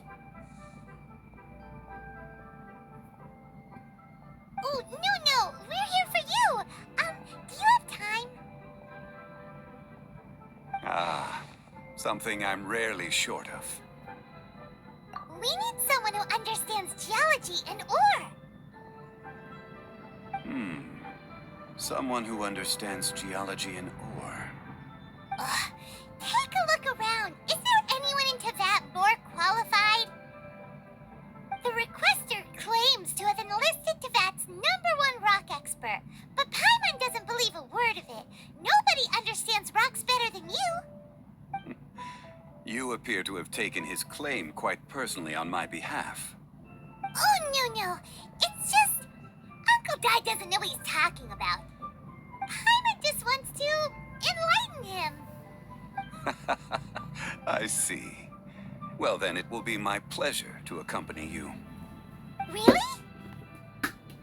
But I should inform you that despite my expertise, I cannot necessarily claim to be a leading authority. We are at all times adrift in a sea of learning. New knowledge should be welcomed with open arms. Still, I imagine I will be of help to you in this endeavor. If we do encounter an expert, I look forward to broadening my own understandings. Stop being so modest, Zhongli. Well, we got him. Let's head back to Uncle Dai.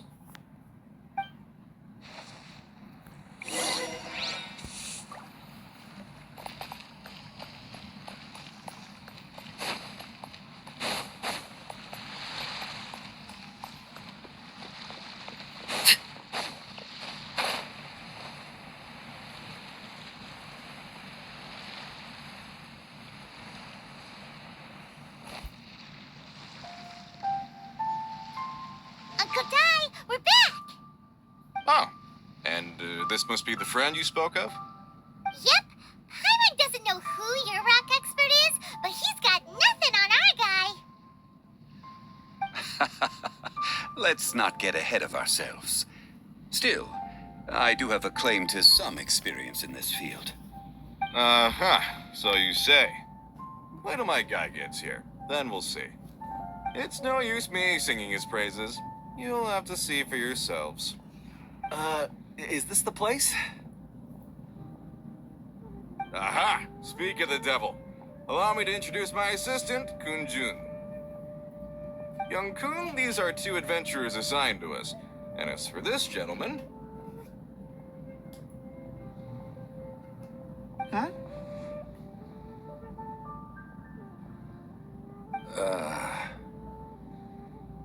Wangsheng Funeral Parlor's consultant. Mr. Zhongli. I've heard about you. They say you're a man of great knowledge and many talents.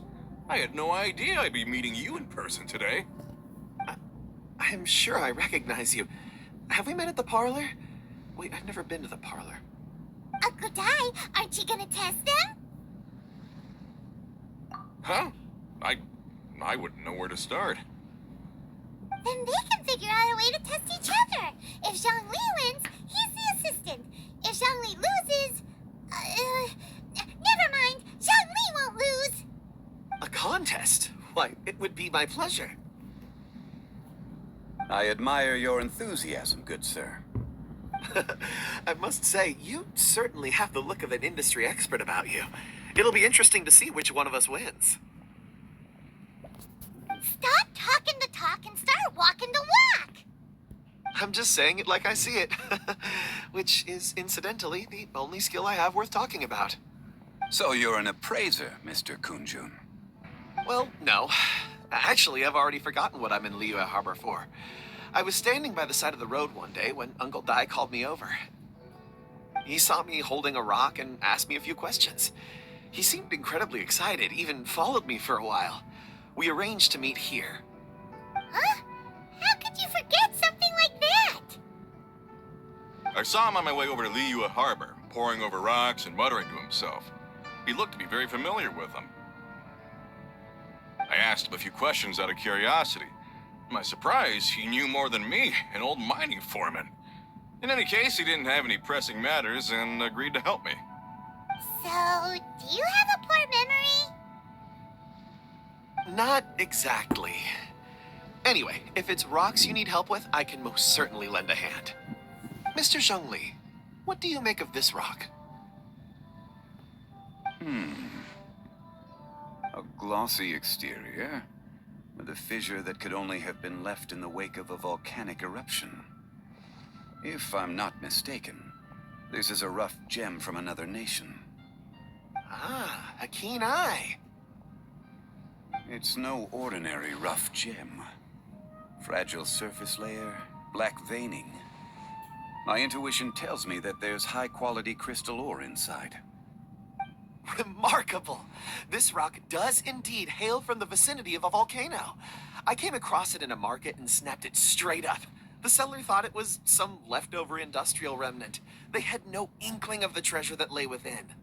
Purity and geological rarity alone aren't enough to make a treasure. Some of the most precious crystals contain deposits of water or sand.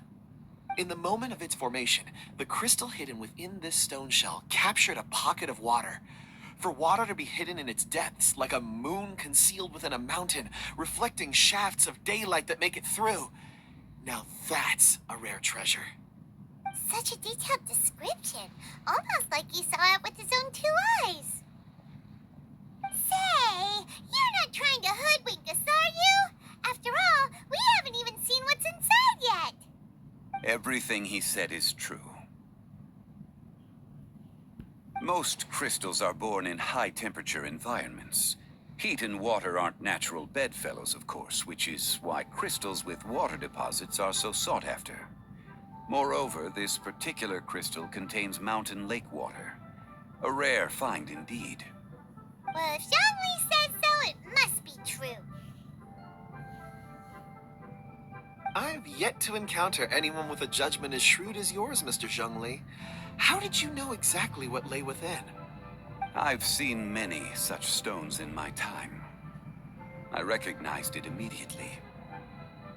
I hope you didn't mind me flaunting my experience, Mr. Kun Jun. Of course not. I feel I've met a kindred spirit here today. I hope you will accept my friendship. Uncle Dai, it would be a mistake for Mr. Zhongli not to join us. Trust me when I say that his level of expertise is unrivaled in the trade.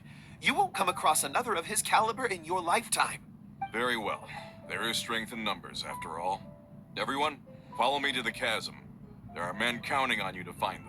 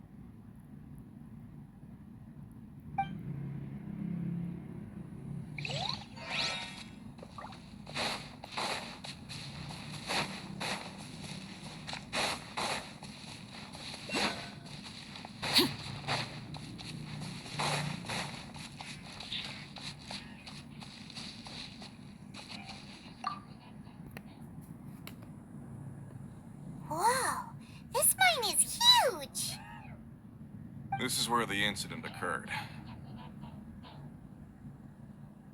6 days ago, a group of us left the site to attend to other matters. When we returned, the 4 men we'd left behind had vanished. I led a team around the entire mine, but found no trace. That's when I decided to enlist help. So 4 miners have disappeared. Yes, there were 10 of us.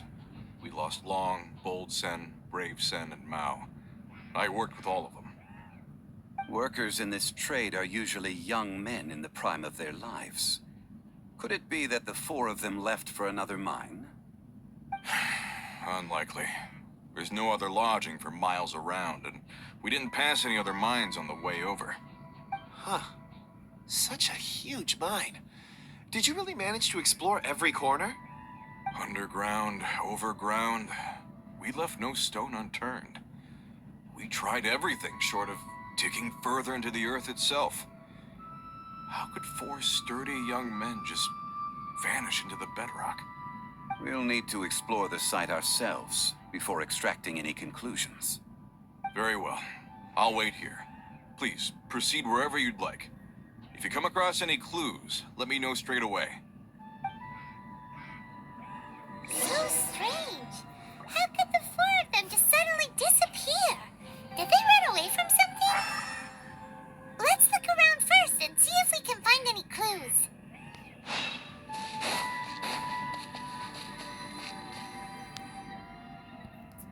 Over here! What's this? A pile of shirts, some trousers. A few everyday items. They must belong to Uncle Dai and his men. 1, 2, 3, 4. Huh, that seems right.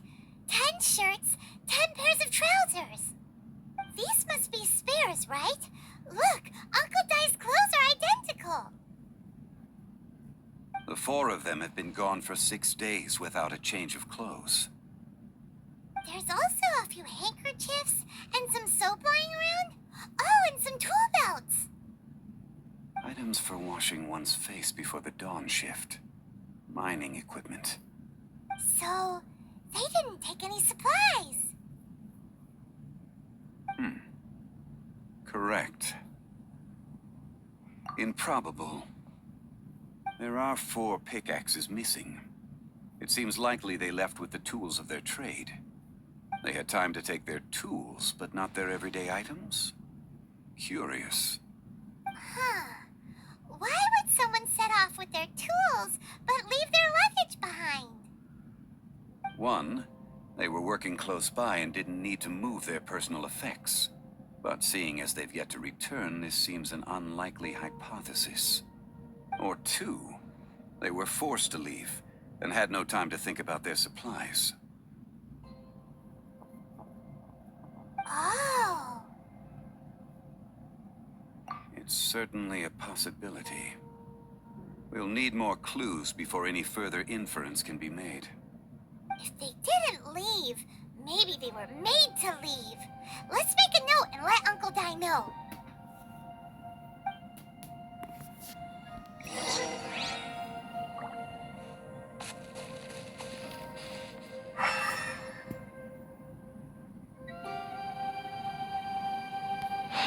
So the chasm was one of the quests that I've placed on hold.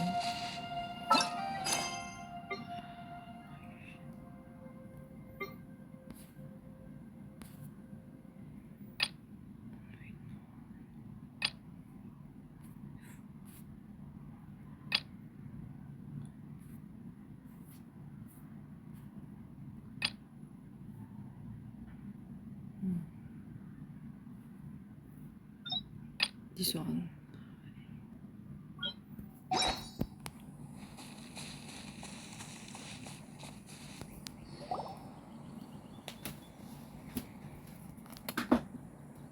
Kun Jun, what do you have there? Oh, right on time. Did you find anything? There's a chunk of ore here. Perhaps there are clues within. Or, what does it have to do with the disappearance? let's find out. I'll give it a try. A moment, please.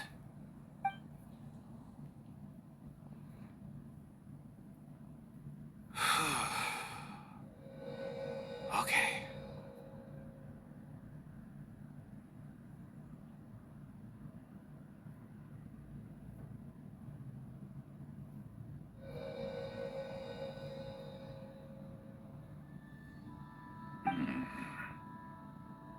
Looks like he's concentrating really hard. What's he up to? I see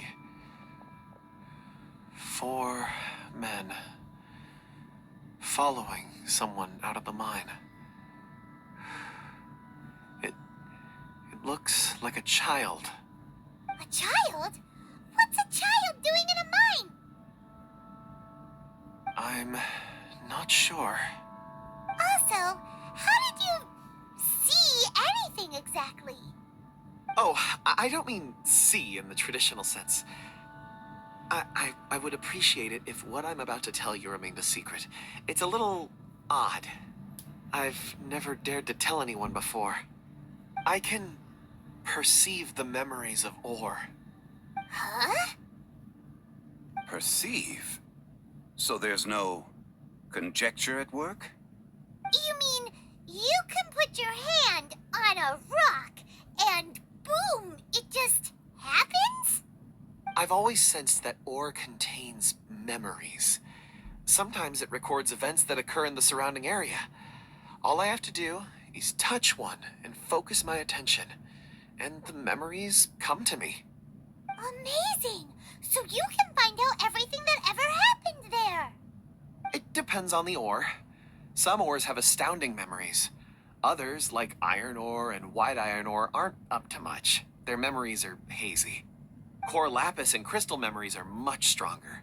They record more events and in greater detail. Stone seeing. Fascinating. A rare ability indeed. It was prudent of Uncle Dai to recruit you, Mr. Kun Jun. I'm glad I can be of assistance. Based on what I saw, I believe they followed this path. This will take us north, away from the mine. North. Another clue for Uncle Dai. Let's make a note of it.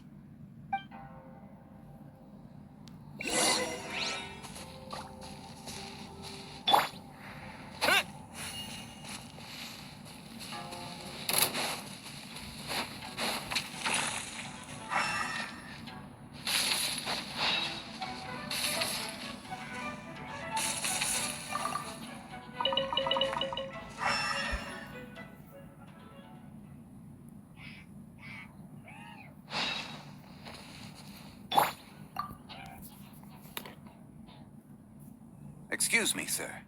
Are you one of the workers here? Ah, yes. You must be here about the disappearance. Please, find them if you can. I don't know what happened. The weather was gloomy that day. The foreman left with a few men. I stayed behind with the other 4. After a while, I decided to take a break, just to catch my breath. I ended up falling asleep in the shelter inside. When I woke up, there was no sight of them.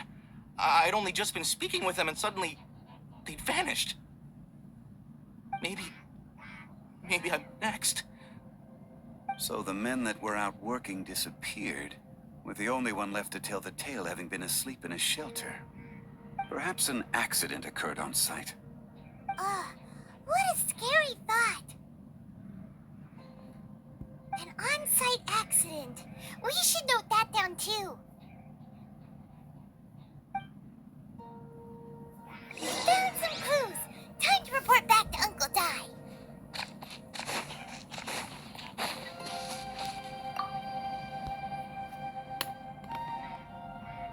You're back. How are the investigations going? We found 3 clues in the vicinity. First, there are 4 missing pickaxes, yet everyday items are still in their place. This suggests that your men didn't leave of their own accord, but were forced to. Forced to? But who would kidnap miners? Who indeed? Second, there were 5 workers at the mine.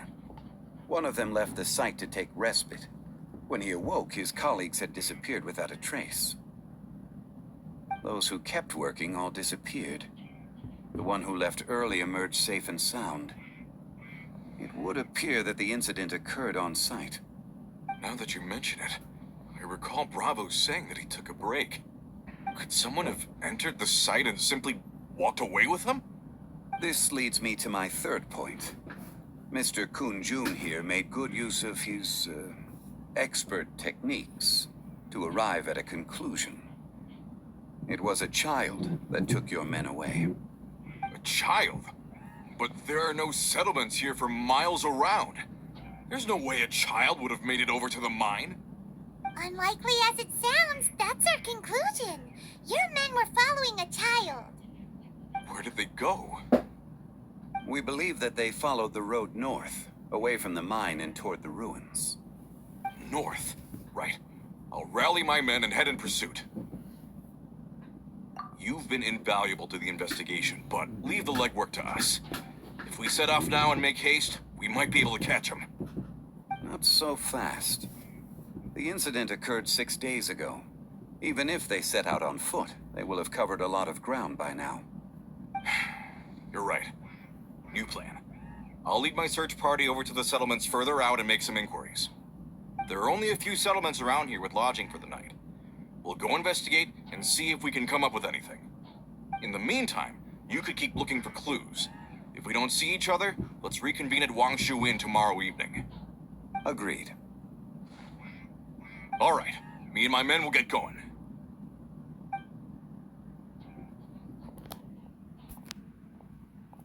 So, they're gonna talk to the people over at the settlements while we keep investigating here. Correct. But there aren't any more clues at the mine. Shouldn't we go north? Wait. I believe we're missing someone. Huh? Oh yeah! Where's Kun Jun? Paimon bets he's still investigating. Let's go find him.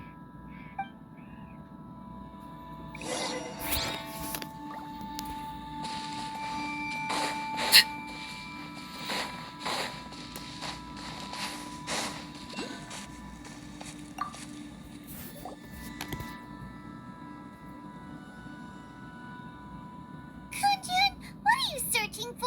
We're all out of clues. Let's get going. Apologies. I'm conducting a quick search for my own benefit. I'm looking for a precious stone known as Dragonfall. Dragonfall? Dragonfall is often used in forging. What use do you have for it? I don't know. I'm sorry. I don't recall why I'm seeking it. I've been feeling very absent lately. Name and address aside, I'm having trouble remembering things. In fact, I've been feeling extremely anxious, as if there's something I've forgotten to finish. It's an unpleasant sensation. Oh, Paimon knows that feeling. When you know you've forgotten something, but you can't remember exactly what it is. I don't even know where to start with it. I've been aimlessly wandering. That day at the market, I overheard a conversation while I was buying something. They mentioned Dragonfall. It sounded so familiar to me, as if whatever it was I had to do was linked to that stone. So, I decided to look for some. Perhaps if I can retrieve some, I'll remember what it is I have to do. I see. If I am able to during our endeavor, I will help you look for this stone. Really? Oh, thank you, Mr. Zhongli. You're too kind. Think nothing of it. Shouldn't we get going? Heading north from the chasm, we'll reach Lingju Pass. If this is indeed the path they chose, there will be traces. Great! Let's have a look.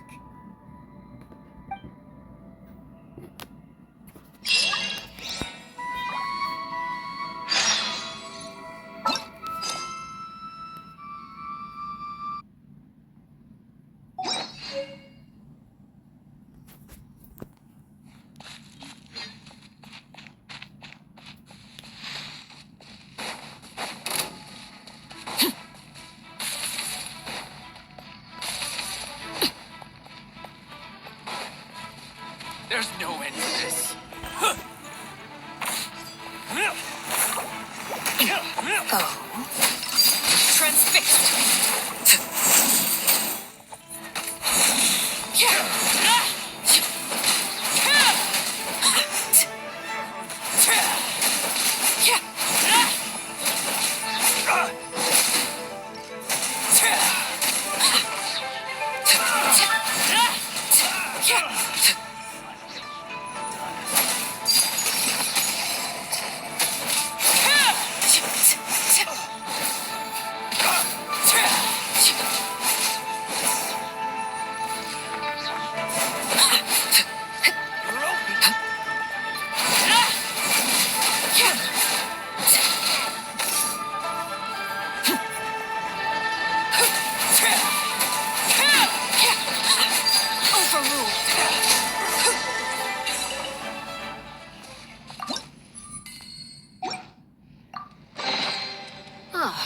Something with which to commemorate this occasion.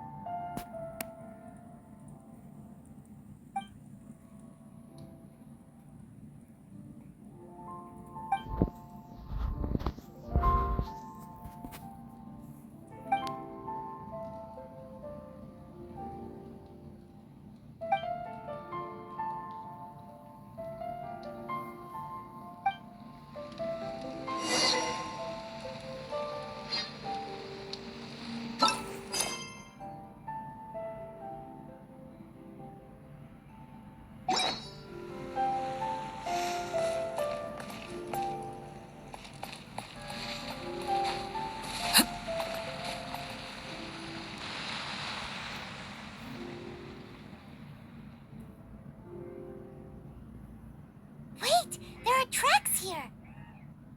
These must have been left by the miners! Let us make our way to the end of Lingju Pass. If there are no footprints there, it would suggest that the miners are still within the pass itself. However, if we find new tracks, we can follow them wherever they may lead.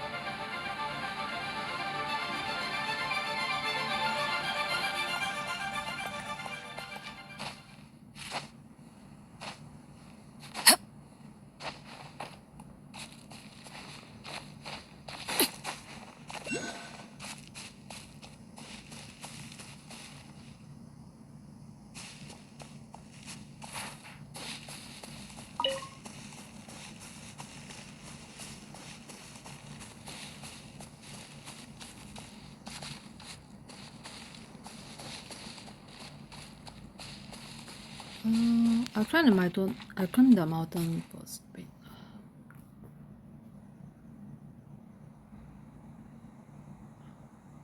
Hey! Footprints!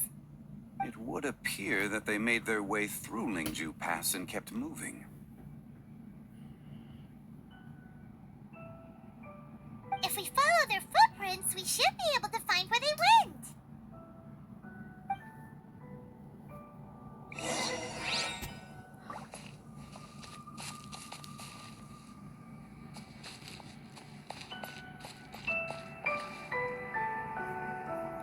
Yeah, anyway, I climbed the mountain to get the Joe coolers first.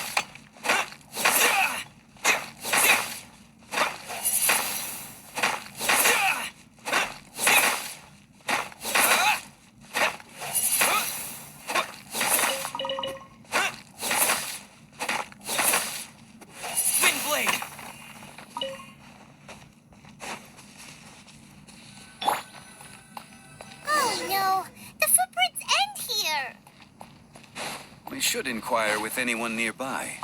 If the miners came through here, they may well have seen them.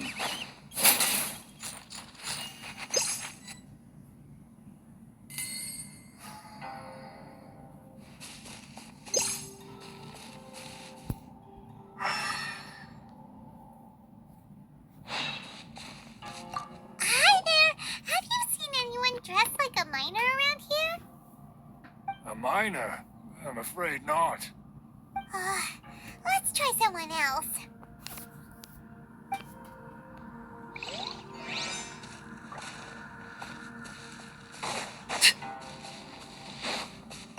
Hello! Have you seen any miners nearby? About this tall? 4 of them? Stop bothering me. Can't you see I'm cloud watching? Jeez, a little grumpy, aren't we? Whatever. Let's go ask someone else.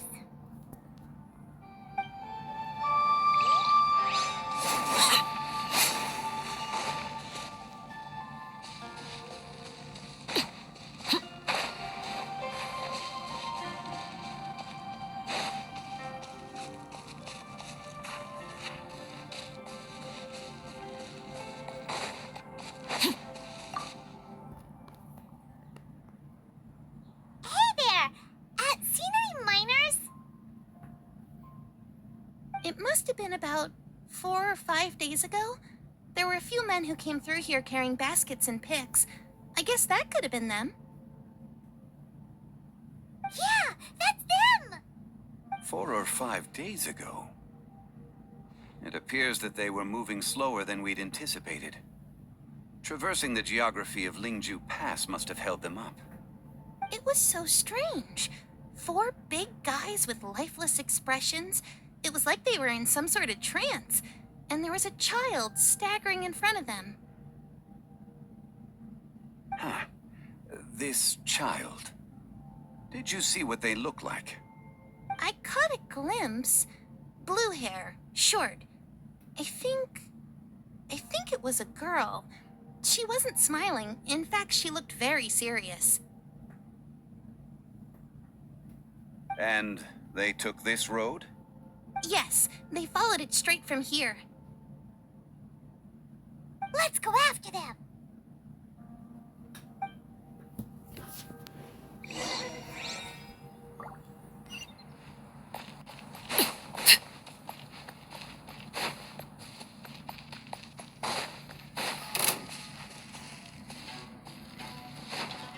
Have a load of this. Transfix this quickly. Yeah. Everlasting as the moon. Laid bare. I will end you.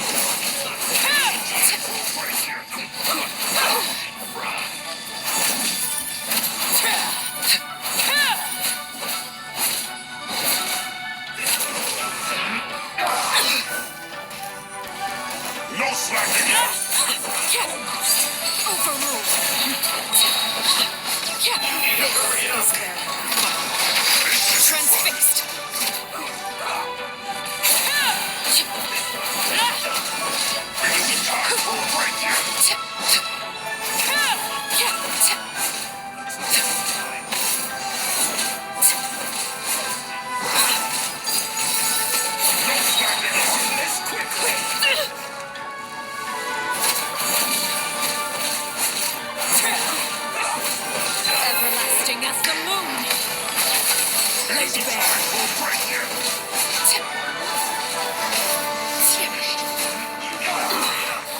Pitiful.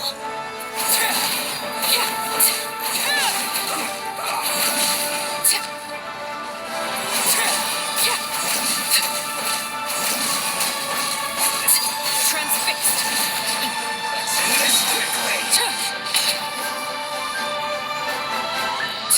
This is where you are. Overruled.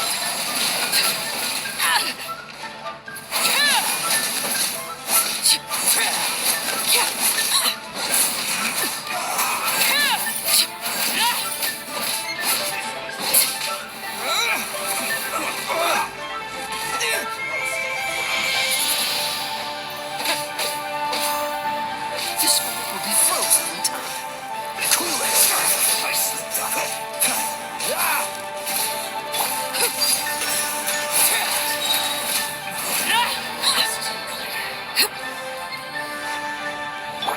Let's dance. Hi, hi,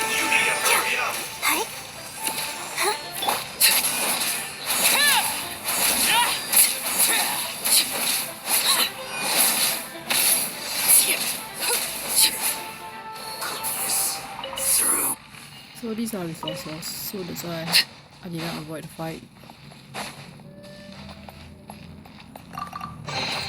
What greater pleasure is there than the unexpected?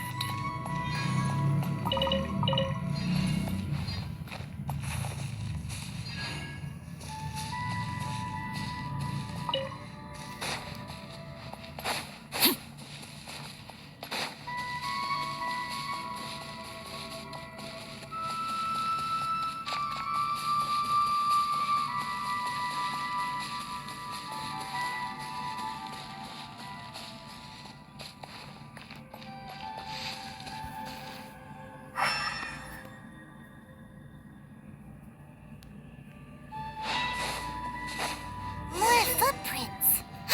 There's a person over there. Help! Please save me! Where? Is that one of the people we're looking for? Oh, rescue first. Ask questions later.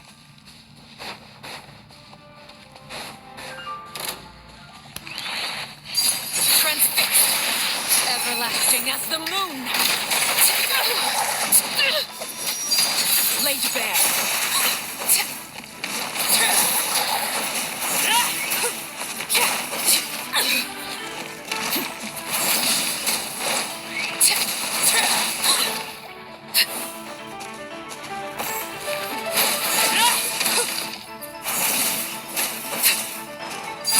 Transfixed. Wanted my full attention, did you? This is where you fall. Overruled.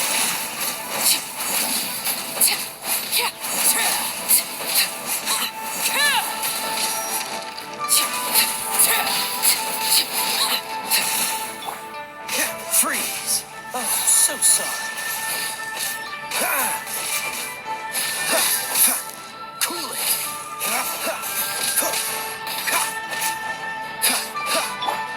Let the show begin. Hi.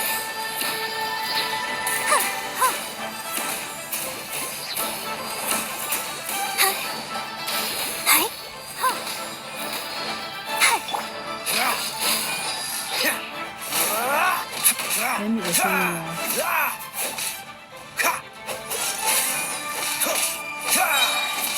Disappear.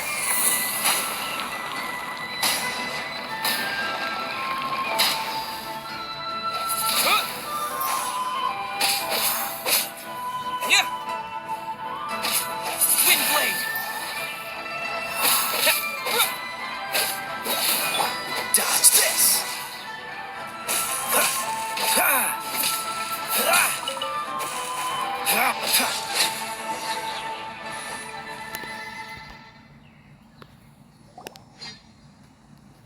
Those monsters were so aggressive. They must have noticed me walking through. Before I knew it, they were all over me. Thank you all for saving me. My name is Wanyan. I belong to Liyue's Shangyu Hall. I head up our human culture and civilization research. Huh? You sure you're not, a miner? A miner? Yeah, we're looking for a group of 4 strong fellas carrying mining equipment.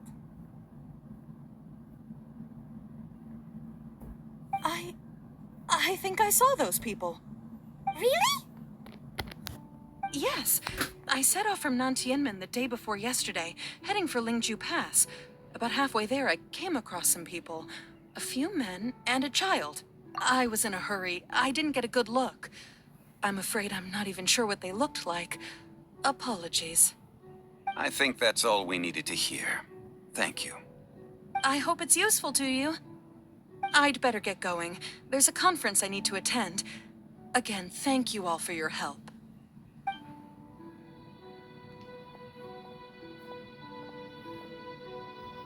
According to this scholar, the miners were heading for Nantianmen.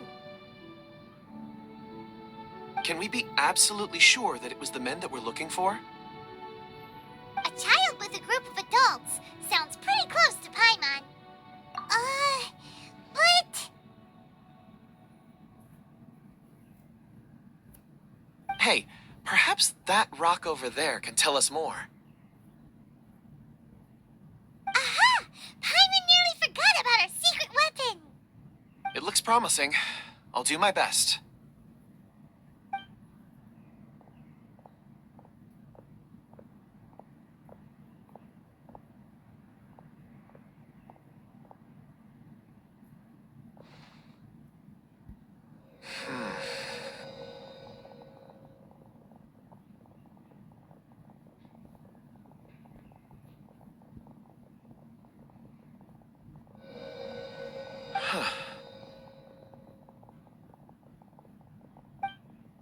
It's the same group, all right. They followed this road. Mr. Kun Jun, your stone seeing is something I won't forget in a hurry. I suppose it is an asset, though I rarely find a use for it. But praise from Mr. Zhongli is high praise indeed. It's a good thing we brought our Kun Jun compass along. We would have lost all sense of direction a long time ago. You think so? I guess it's been a worthwhile trip then. It feels like we're cracking a criminal case. It's a lot of fun. Be that as it may, we would do well to keep our guards high. 4 fully grown men in a trance-like state, walking ceaselessly day and night, over hills and mountains, led by a child. This is no ordinary incident. Oh, you're quite right, Mr. Zhongli. We should have our wits about us. That's not all. Our scholar was attacked by Geovishap hatchlings, but the level of aggression they exhibited was unusual. We have encountered many clues along the way. So far, they've pointed us in the right direction. The miners headed in the direction of Nantianmen the day before yesterday. From here, they would have had to navigate a perilous mountain road. If their destination is indeed Nantianmen, we should be able to catch up with them. Great! No time to lose! I left a mark in the vicinity just now. If Uncle Dai does pass through here, it should guide him to us. Clever thinking! A classic Zhongli move!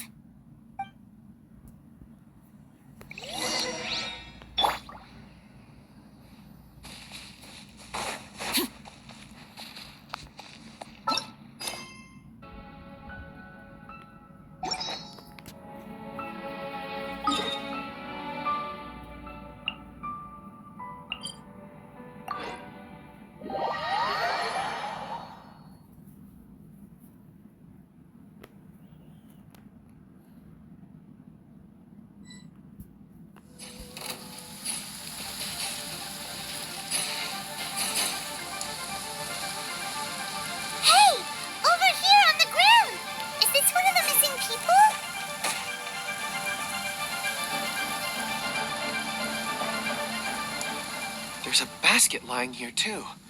This must be one of the miners. Hey! Hello? Can you hear us? Judging by his appearance, he must have collapsed from exhaustion. Should we wake him up? I I can still dig. Sounds like he's whispering something. It seems that he thinks he still has work to do. Something's not right. There's a camp nearby.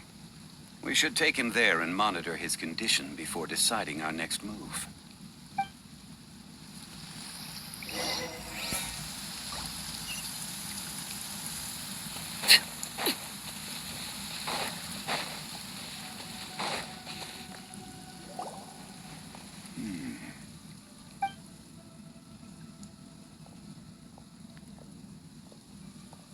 How is he? He won't die, right? He's worked himself into a stupor. Thankfully, he's not in serious danger. Hyman heard him talking about digging for something. Did he dig himself into this state? It's certainly a possibility. It looks like there's something in his pocket. Are these ore fragments?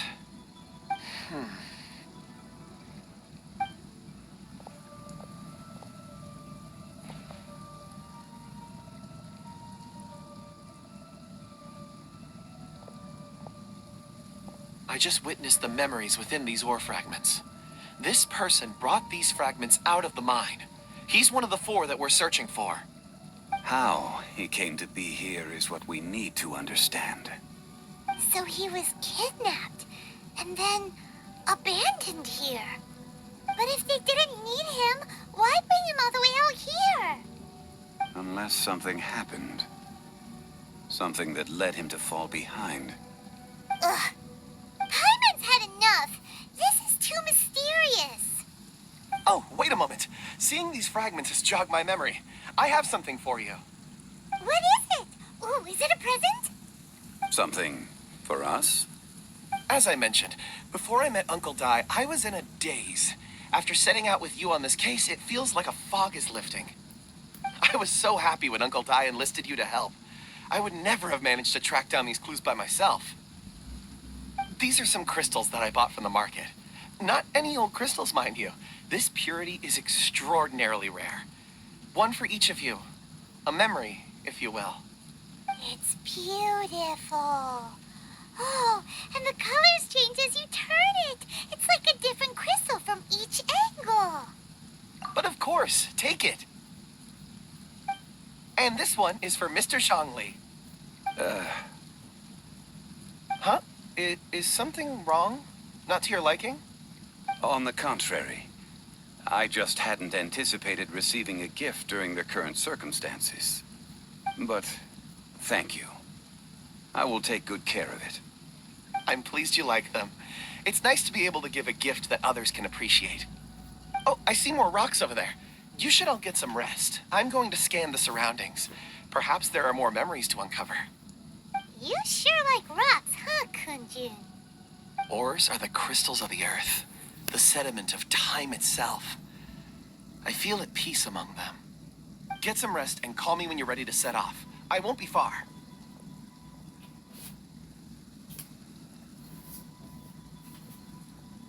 Rest easy. I surveyed the area. There's no danger here. Oh, however, there is something I wanted to discuss with you. Huh? What's with the seriousness all of a sudden? Traveler, does Dragonfall mean anything to you? You mean the ore that Kun Jun's looking for? What's so special about it? Dragonfall is an incredibly rare ore used in forging. The majority of regular crystals are formed in high-temperature environments. Dragonfall, on the other hand, is formed as a product of elemental reactions. Elemental reactions can produce material objects? Indeed they can. However, only a minority can survive for long periods of time. Dragonfall first emerged in the midst of a great battle, thousands of years ago. Powerful clashes of elemental energy gave birth to elemental crystals. When the fighting ceased, these geological remnants were miraculously preserved. And yet they are crystal creations all the same. Few and far between, relatively unknown. A few hundred years ago, they were virtually mined into obscurity. Why is it then that a citizen of Liyue now wishes to strike upon ore that has long since vanished from the earth? Yeah, if he knows of its existence, surely he knows all of it's already been mined. Weird. Kliment doesn't get it. There are those in the mining trade who retain a keen interest in Dragonfall. But for someone like Mr. Kun Jun, whose motivations for seeking it are unclear even unto himself, it's practically unheard of. Ulterior motives? Is he a villain? A conclusion that is presently impossible to reach. We must watch and wait. Don't forget, rescuing those miners is the primary objective. As for anything else, sooner or later the tide will reveal the lie of the land. We're drawing closer to our goal. I believe we should continue to follow this road through. Now that we've found one, the others won't be far away. When you're well rested, call Mr. Kun Jun over to us. We still have more investigation ahead. We should ensure this miner is settled here at the camp. Once we've brought this matter to a close, we can return and attend to him. I suggest we leave a note for Uncle Dai. If he does find the camp, he'll know what to do.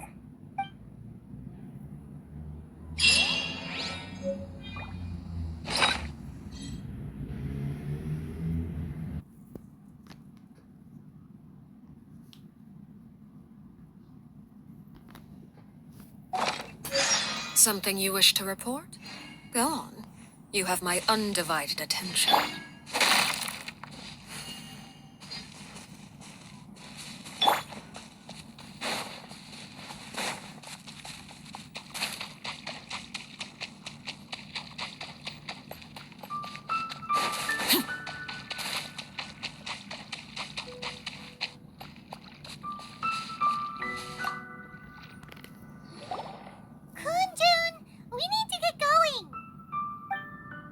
No problem. I'm done here. Any results, Mr. Kun Jun? There are many beautiful rocks here, but nothing out of the ordinary. I couldn't find any clues. Then again, the memories of ore can shift with the passage of time and the changing of the environment. Difficult to say. I feel that ore memories tend to be from the recent past. So there's never any ancient memories? Rocks endure, but as eons pass, their memories are erased. Those memories that survive are rooted in powerful emotion or thought. That makes sense. It is the same for people. Indeed. Let's keep going.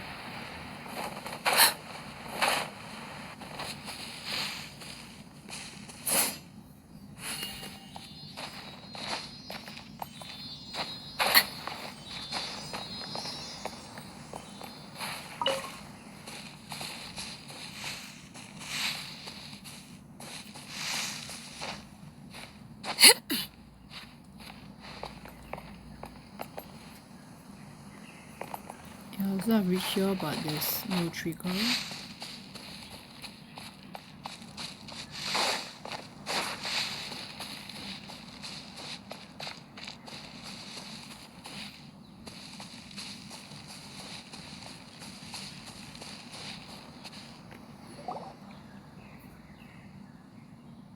Wow. Such an immense tree. And there's so many mysterious looking crystals up there too. Amazing! This ancient tree. Let's conduct separate investigations. I'll take that area. Perhaps you could survey this section. All right then. Kun Jun, can you see anything worth investigating? Well, there is this stone tablet here. Doesn't seem very interesting. Paimon's gonna look over there. Huh. It's worth a try, surely. Let me see. Oh!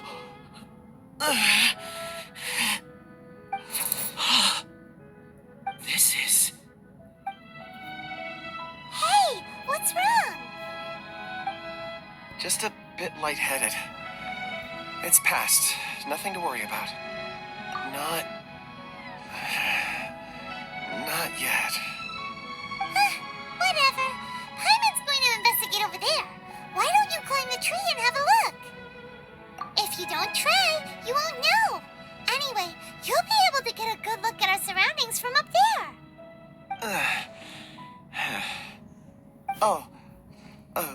You think so? When has Paimon ever come up with a bad idea, Wait a minute. Paimon can fly. All right, Paimon will go. You wait here. Paimon will...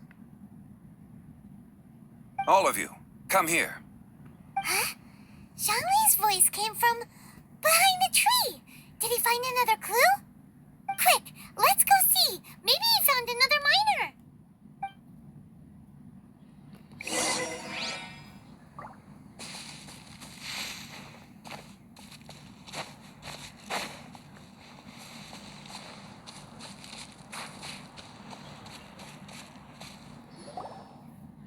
This has been newly dug.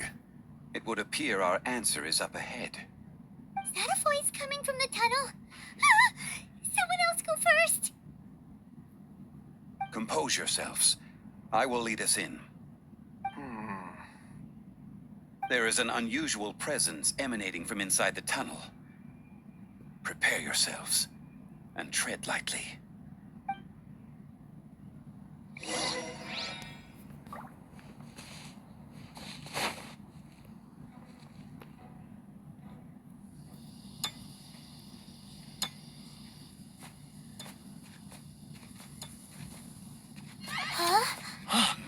Listen. The missing miners are here. What are they digging for? I'm afraid that this whole tunnel is the fruit of their strenuous labor. That gate. Has it been there all along? Digging a tunnel to this ancient seal. Had they not been discovered, they would undoubtedly persevere to the gate.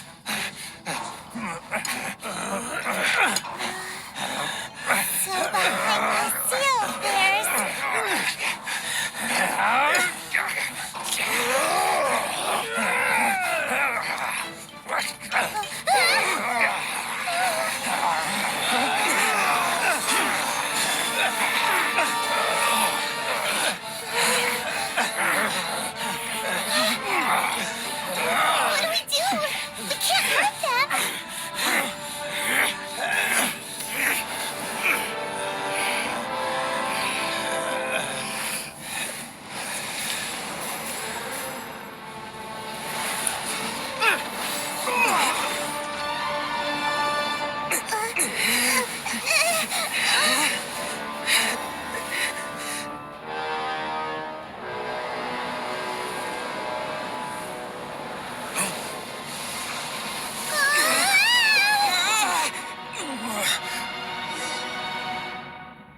Yes, good job. We broke the seal to the dragon.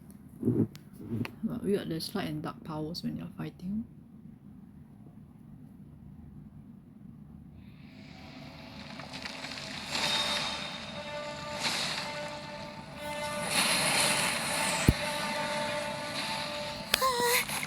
What type of monster is this? Morax, you arrive at my doorstep of your own volition. Excellent. Taking revenge for sealing me away will be all the easier. Dude can destroy the pillar. So, the little girl is your power incarnate. But if you recall, Azhdaha, this is not how we intended for events to transpire. Waste not your words. Your life is mine.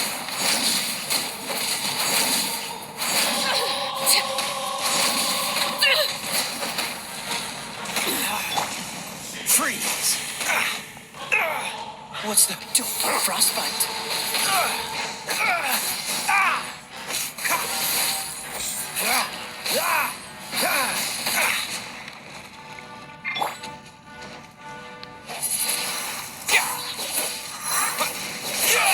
Insects!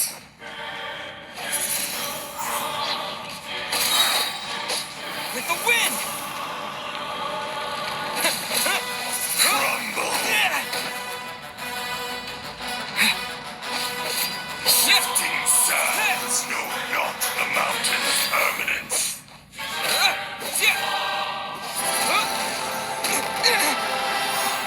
Gosh Ready, dang it. steady, go! This guy got legs and tail and his head to attack. I'll protect us. There is no atonement for 1,000 years' pain!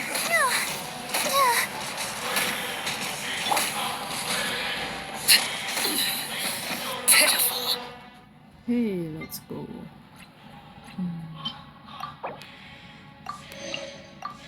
Lucky he haven't died yet.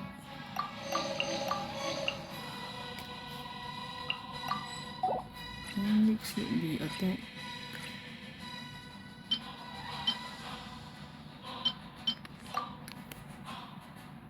Crit rate, then attack damage would be this.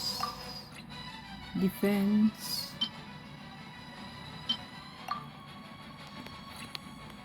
Shield strength. I don't know. This guy is Geo, right? Geo resistance. Then mainly using pyro damage. And green and more damage. Yeah, that's it. Also need to decrease stamina. Sprinting.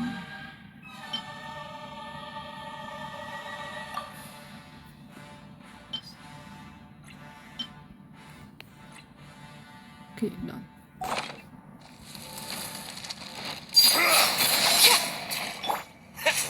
Wind blade!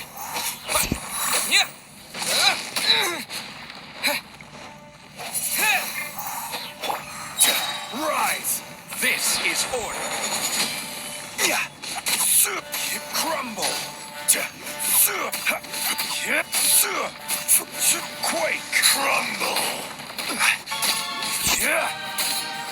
Crumble! Quake! Careless! Crumble! The enraged earth will not absolve you!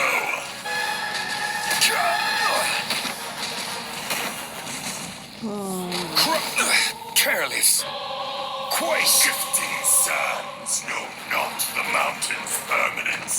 Rise! Detestable! Emergency countermeasures are... Wait, what am I doing? Witness my rise.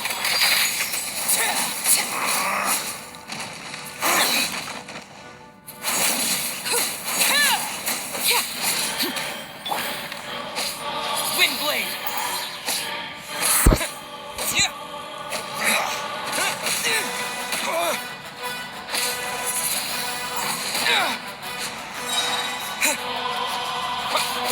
Disappear! Nice, he sunk it down.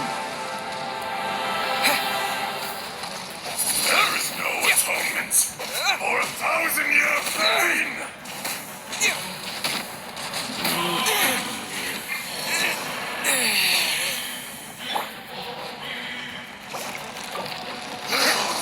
Cool it!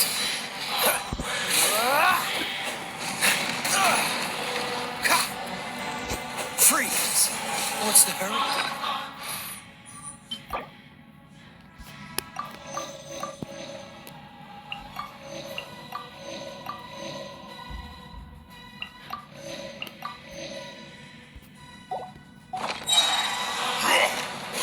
So sorry. Cool it. Crumble!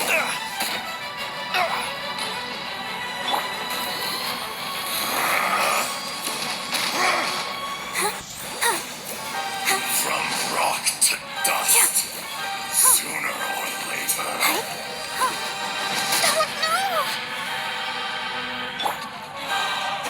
The enraged earth will not absolve you! I will have order. Quake! Cowardly insects! Is once not enough? You would forsake me again? If that is what you choose to believe, so be it. He who bears the weight of memory is destined to shoulder the burden of truth, as it ought to be.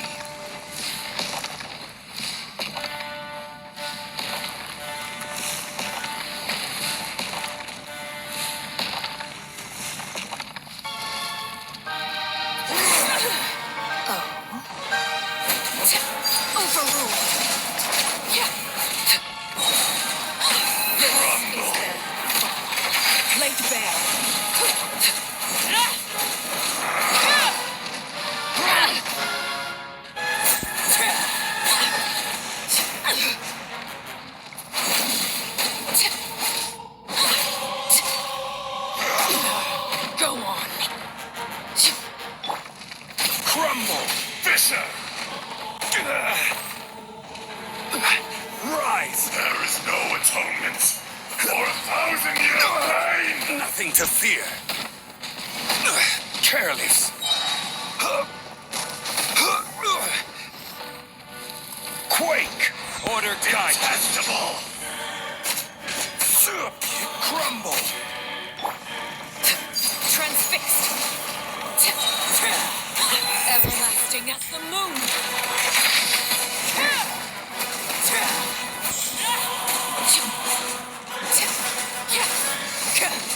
Morax! You think you can destroy me? So I guess using the outroad ground defense, but it extends to other teammates.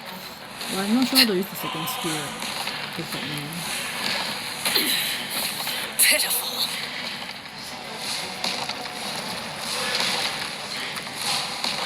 This guy left like 1/3 health, so... Laid bare. Witness my rise. Transfixed. Go on. Can't get it, I just need to dodge when he leaps his... Leave for all the attacking. Crumble! With the wind!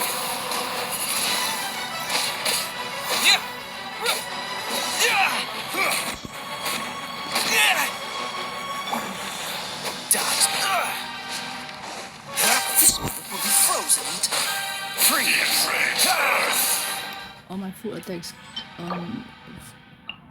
came down already, the effects.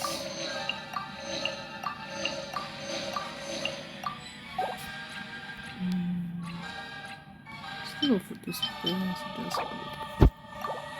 Let's revive my food.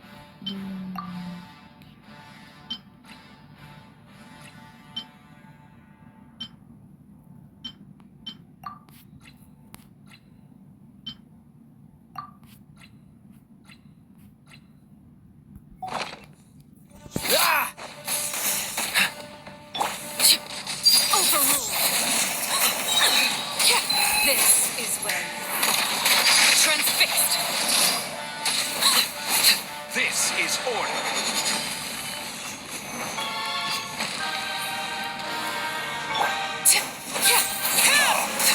Experience an eon of suffering.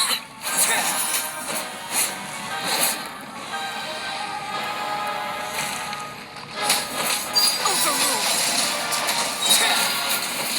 Witness my rise.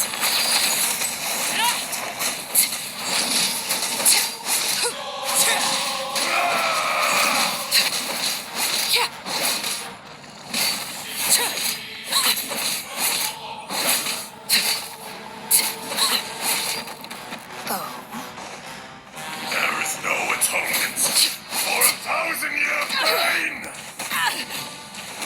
Damn, Toto.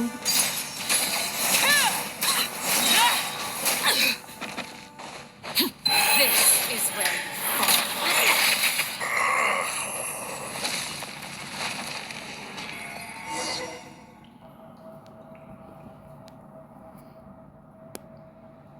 Morax, 1,000 years after you sealed me underground, you return for the second time.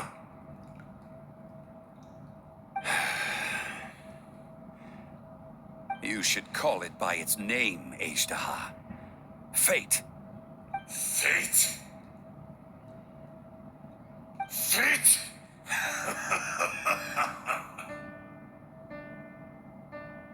So here lies the wisdom of the gods. Destroy all deemed redundant. Enlist tyrants to ravage the wilderness. No. You have forgotten. That voice! Azhdaha. Huh? Kun Jun? Morax. It's been a while. You're... Azhdaha. The very same. During the battle, you imbued us with your power. Yes, it was all I could manage. Forgive me for concealing the truth, traveler. There were things that only became clear to me upon reaching this tree. Allow me to elaborate. I am not Azhdaha the whole, but a fragment.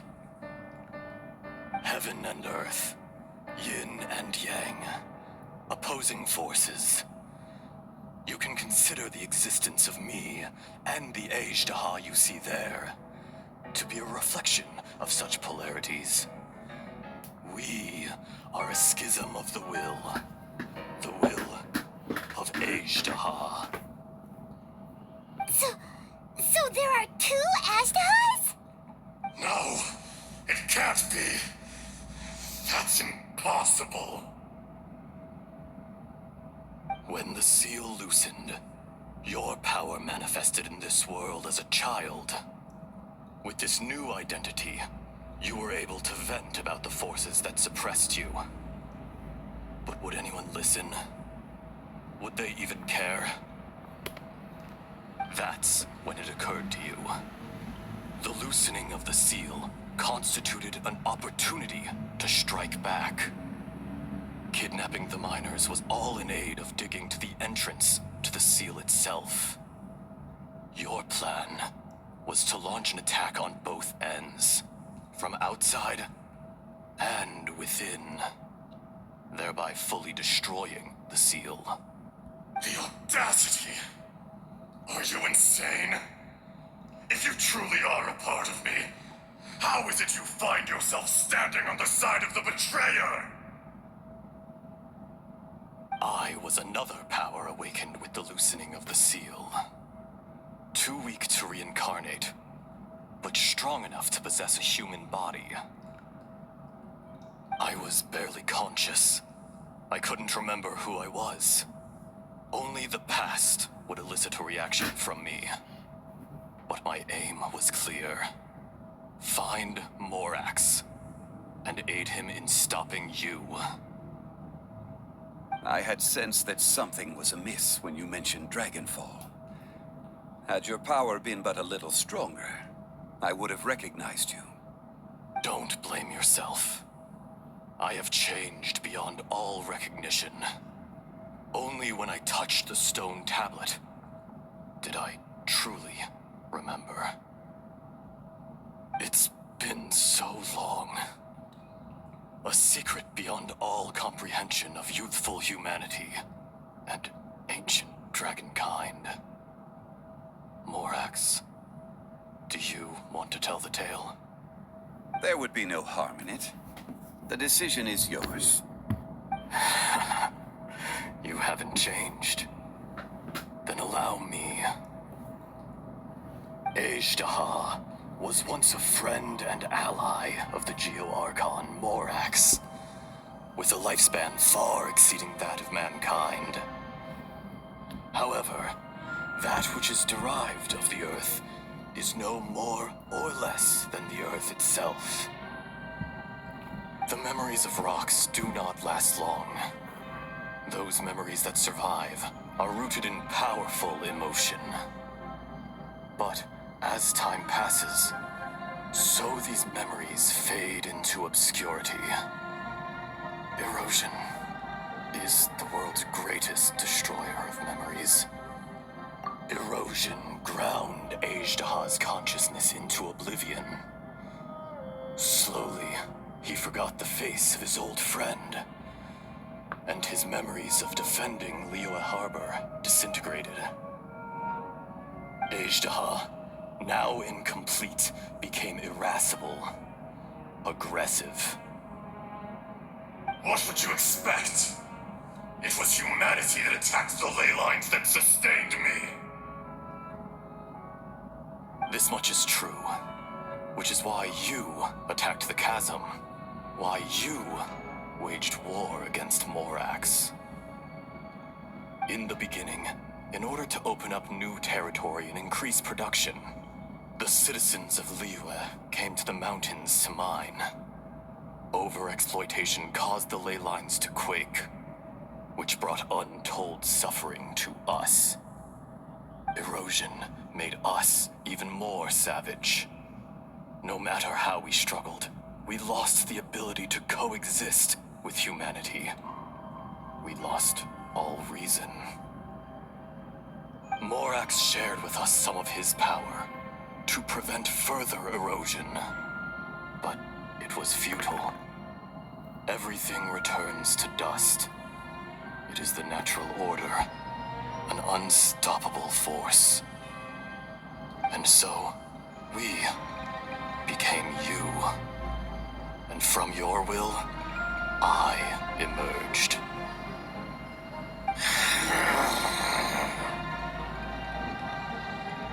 I am your final contract.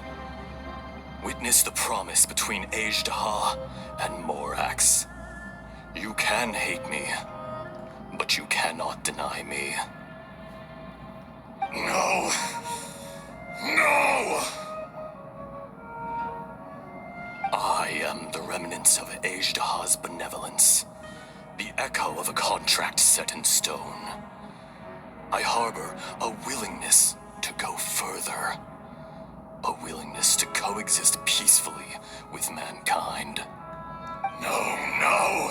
It is I, Azhdaha, forged of elemental crystal, bearer of the weight and memories of the earth, older than the mountains and the oceans that decides. I will not swear allegiance to this insect. Morax is not an insect. A lord over insects is nothing but an insect in turn. You forgot yourself. Nobody held Morax in higher regard than you or I. That which you have forgotten, I hold here in my heart. If you are the memory of the Earth, then I am the memory of coexistence. Of coexistence with humanity. All powers under heaven, rise and fall of land and sea. A star appears within the wild. A sun ascends as bright as jade.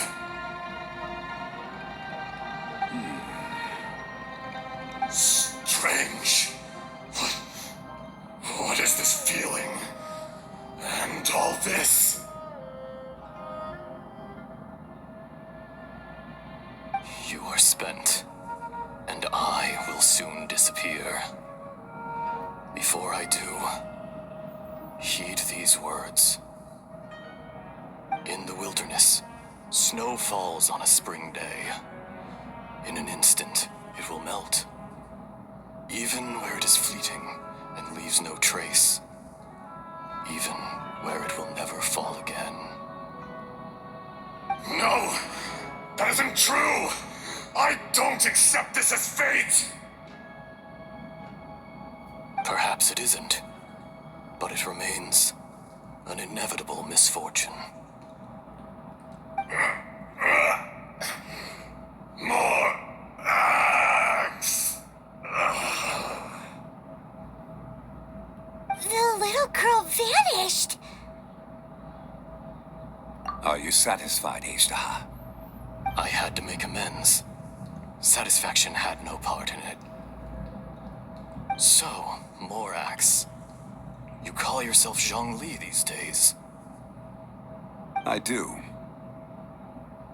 Well, I'm afraid old habits die hard. To me, you're Morax. As you please. I never did forget your gift of sight. I hardly lifted a finger. Think nothing of it. And yet, you could see. You wouldn't know the yearning of a blind dragon, searching for the sun. A pair of eyes, from Morax to Azhdaha. This, I will remember this.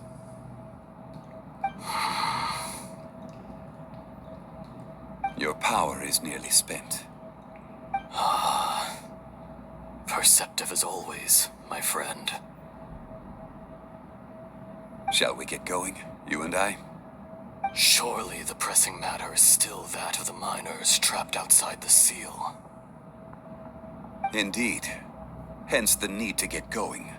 To fix the damage left in your wake. Straight down to business as always. Let's go.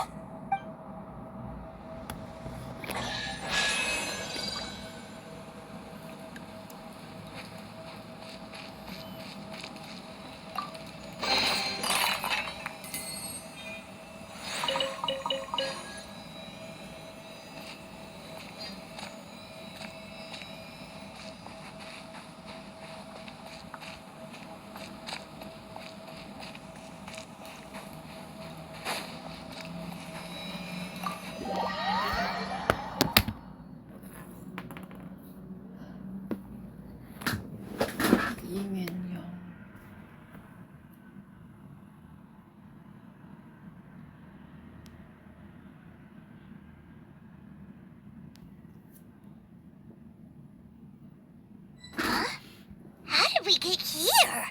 We need to go back and check on the miners!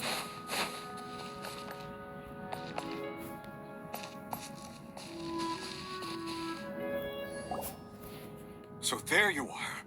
My men and I found your clues and followed them straight here. We found Mao in a tent at the campsite unconscious. It seems he'll be okay. Sadly, we found no trace of the other three. Huh? Young Kun, what is... Nothing. Pay it no mind. Those three miners are over there, in that cave. Cave? What happened? They're exhausted, but not in danger. Don't worry. Right. Well, thank you, all of you. I better go and see how they're doing. So you're taking them back to Liyue Harbor? That's right. Can I come with you? No problem. You rescued my men. I'll be happy to assist all of you in any way I can. I'll be back soon. I need to assess their condition. Kun Jun, we should be calling you Azhdaha. You're coming back to Liyue Harbor too, right? Not I. Merely this body. Once I'm gone, the true owner will accompany the miners back to Liyue. Kun Jun hails from a family of famous artisans. He too will be famous in time. It would be a shame for someone of his talent to go missing. You always did have a great admiration for blacksmiths. Curious how swords and daggers are blind, yet their creators see so much. Perhaps empathy is mankind's proudest achievement after all. Azhdaha, I am no longer the Geo Archon. I can sense it. Today I am just an ordinary citizen of liyue. Even you met such a fate. Let's get the difficult part out of the way. I cannot guarantee that I won't be awoken a second time. No matter.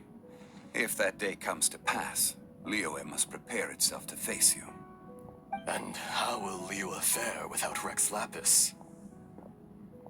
Even without a god above, this remains a nation of men.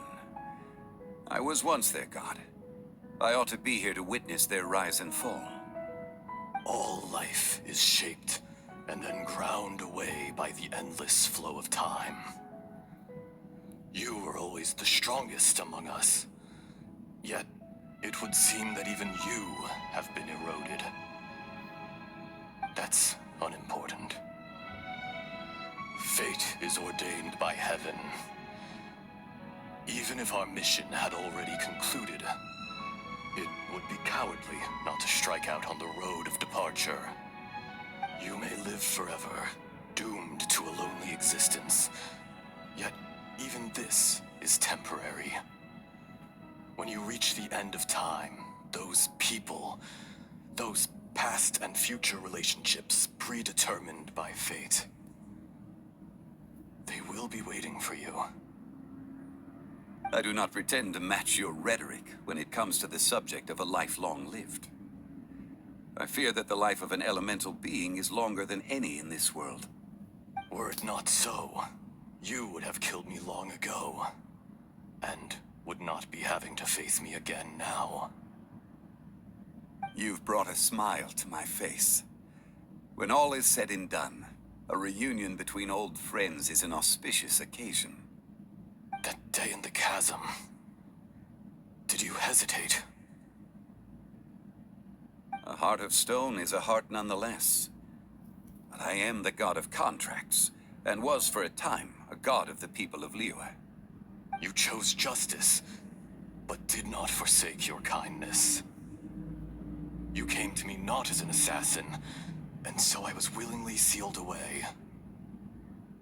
The movements of the Earth Dragon can tremble the earth and shake the heavens. With your abilities, even at my full strength, I struggled to confront you, let alone seal you away. Hence my inception. Do not forget that I was there with liyue's founder. The face may have changed, but the content of the contract remains intact. Old friend, god of contracts, I hereby honor our agreement.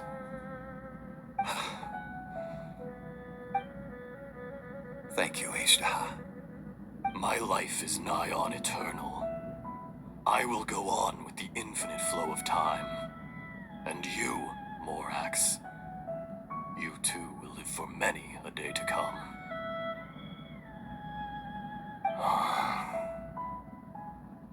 You're leaving? If it is fated, Morax, we will meet again.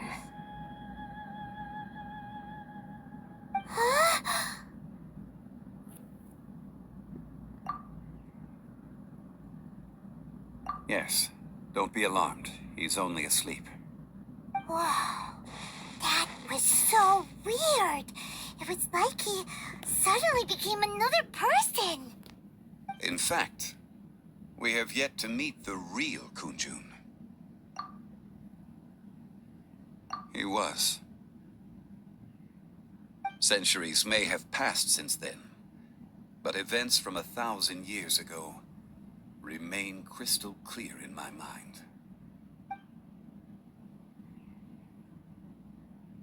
In our last tale, Rex Lapis was walking alone in the mountains. He heard a remote voice, unlike any other, coming from a crack in the earth. Most of the ancient geo life forms that live below liyue are blind, having not seen the sunlight for an age. The voice was sometimes sad and song-like. Other times it was loud and thunderous. The Lord of Geo searched here and there before finally unearthing a strange stone from the bedrock. That's how Azhdaha was. I answered his wish and took him above ground. The Lord of Geo took pity on the rock spirit and carved it into a magnificent work of craftsmanship, a vivid representation of a dragon. I bestowed him with a pair of eyes to see the world and came to an agreement with him. With his fingers, he made 2 eyes, quicker than words could tell. Lightning flashed and thunder roared, and a living, breathing dragon soared into the clouds. I agreed to let him live among the people above ground. But if the day ever came when he brought ruin to order, he would once again be sealed in the dark. The dragon accompanied the Lord of Geo, fighting campaigns alongside him in the 4 corners of the world. We have a saying to eulogize these events. The crash of a spear brought billowing dust. The mountains and waters made way at the sound. The sight of a dragon bestowed with a touch the promise of rainwater blessing the ground.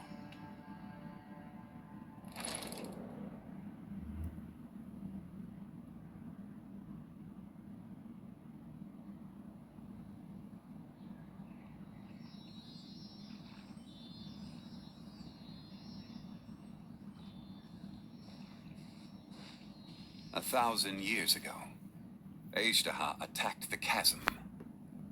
I tried to obstruct him, fighting him tooth and nail down the length and breadth of the mine. Finally, I brought him down and sealed him underground. During that battle, Dragonfall was born. Azhdaha could sense the stone. Subconsciously, he wanted to use it to find me. Despite being the victor, I could not claim to be stronger than he. And in his heart, he still retained an ounce of goodwill towards me. Towards liyue. Towards life above ground. He was willing to be sealed away. But as the erosion set in, he forgot. Even I cannot avoid it. But there is something I understand better than most. When the door opens, it is time to leave. The greater the power, the greater the danger erosion may bring about. The millennia may come and go, but even a stone may tire, personally sealing away an old friend. This is just one form of erosion I have endured. People abandon and surrender the things they love to pursue the right path. Perhaps this is the erosion imposed on me by the heavenly principles. That I was a god of mankind. My identity may change, but my eyes will bear witness to the history of humanity. You still care a lot about liyue. Call it part of my duty. I must thank you both. No worries. Oh? About what? Oh yeah, Paimon nearly forgot. So, not long ago, we met a guy called Dane. He told us about Conria and the punishment of the gods. That's when we realized that those events were connected to the person we're searching for. Zhongli, you're a god. You've lived through thousands of years of history. Surely you experienced the incident?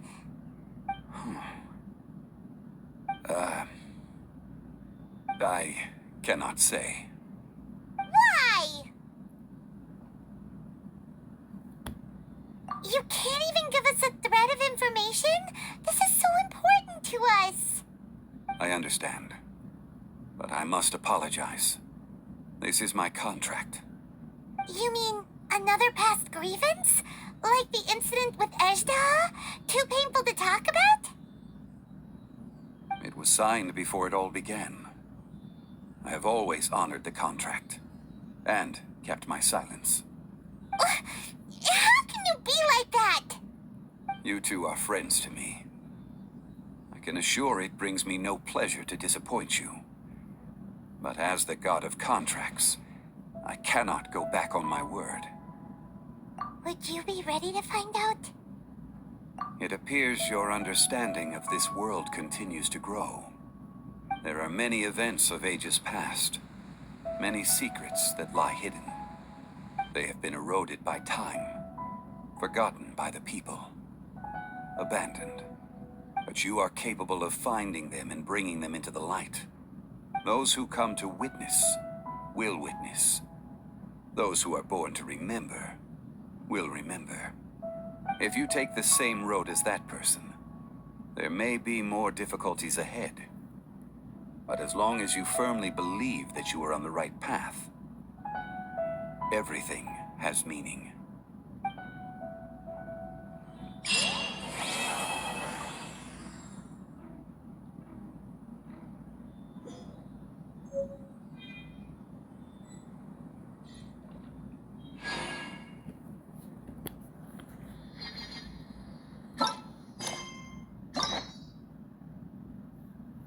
Yeah, so that's it for the Zhongli story quest. Oh, so it just disappeared and there's no past records of it. So yeah, goodbye guys.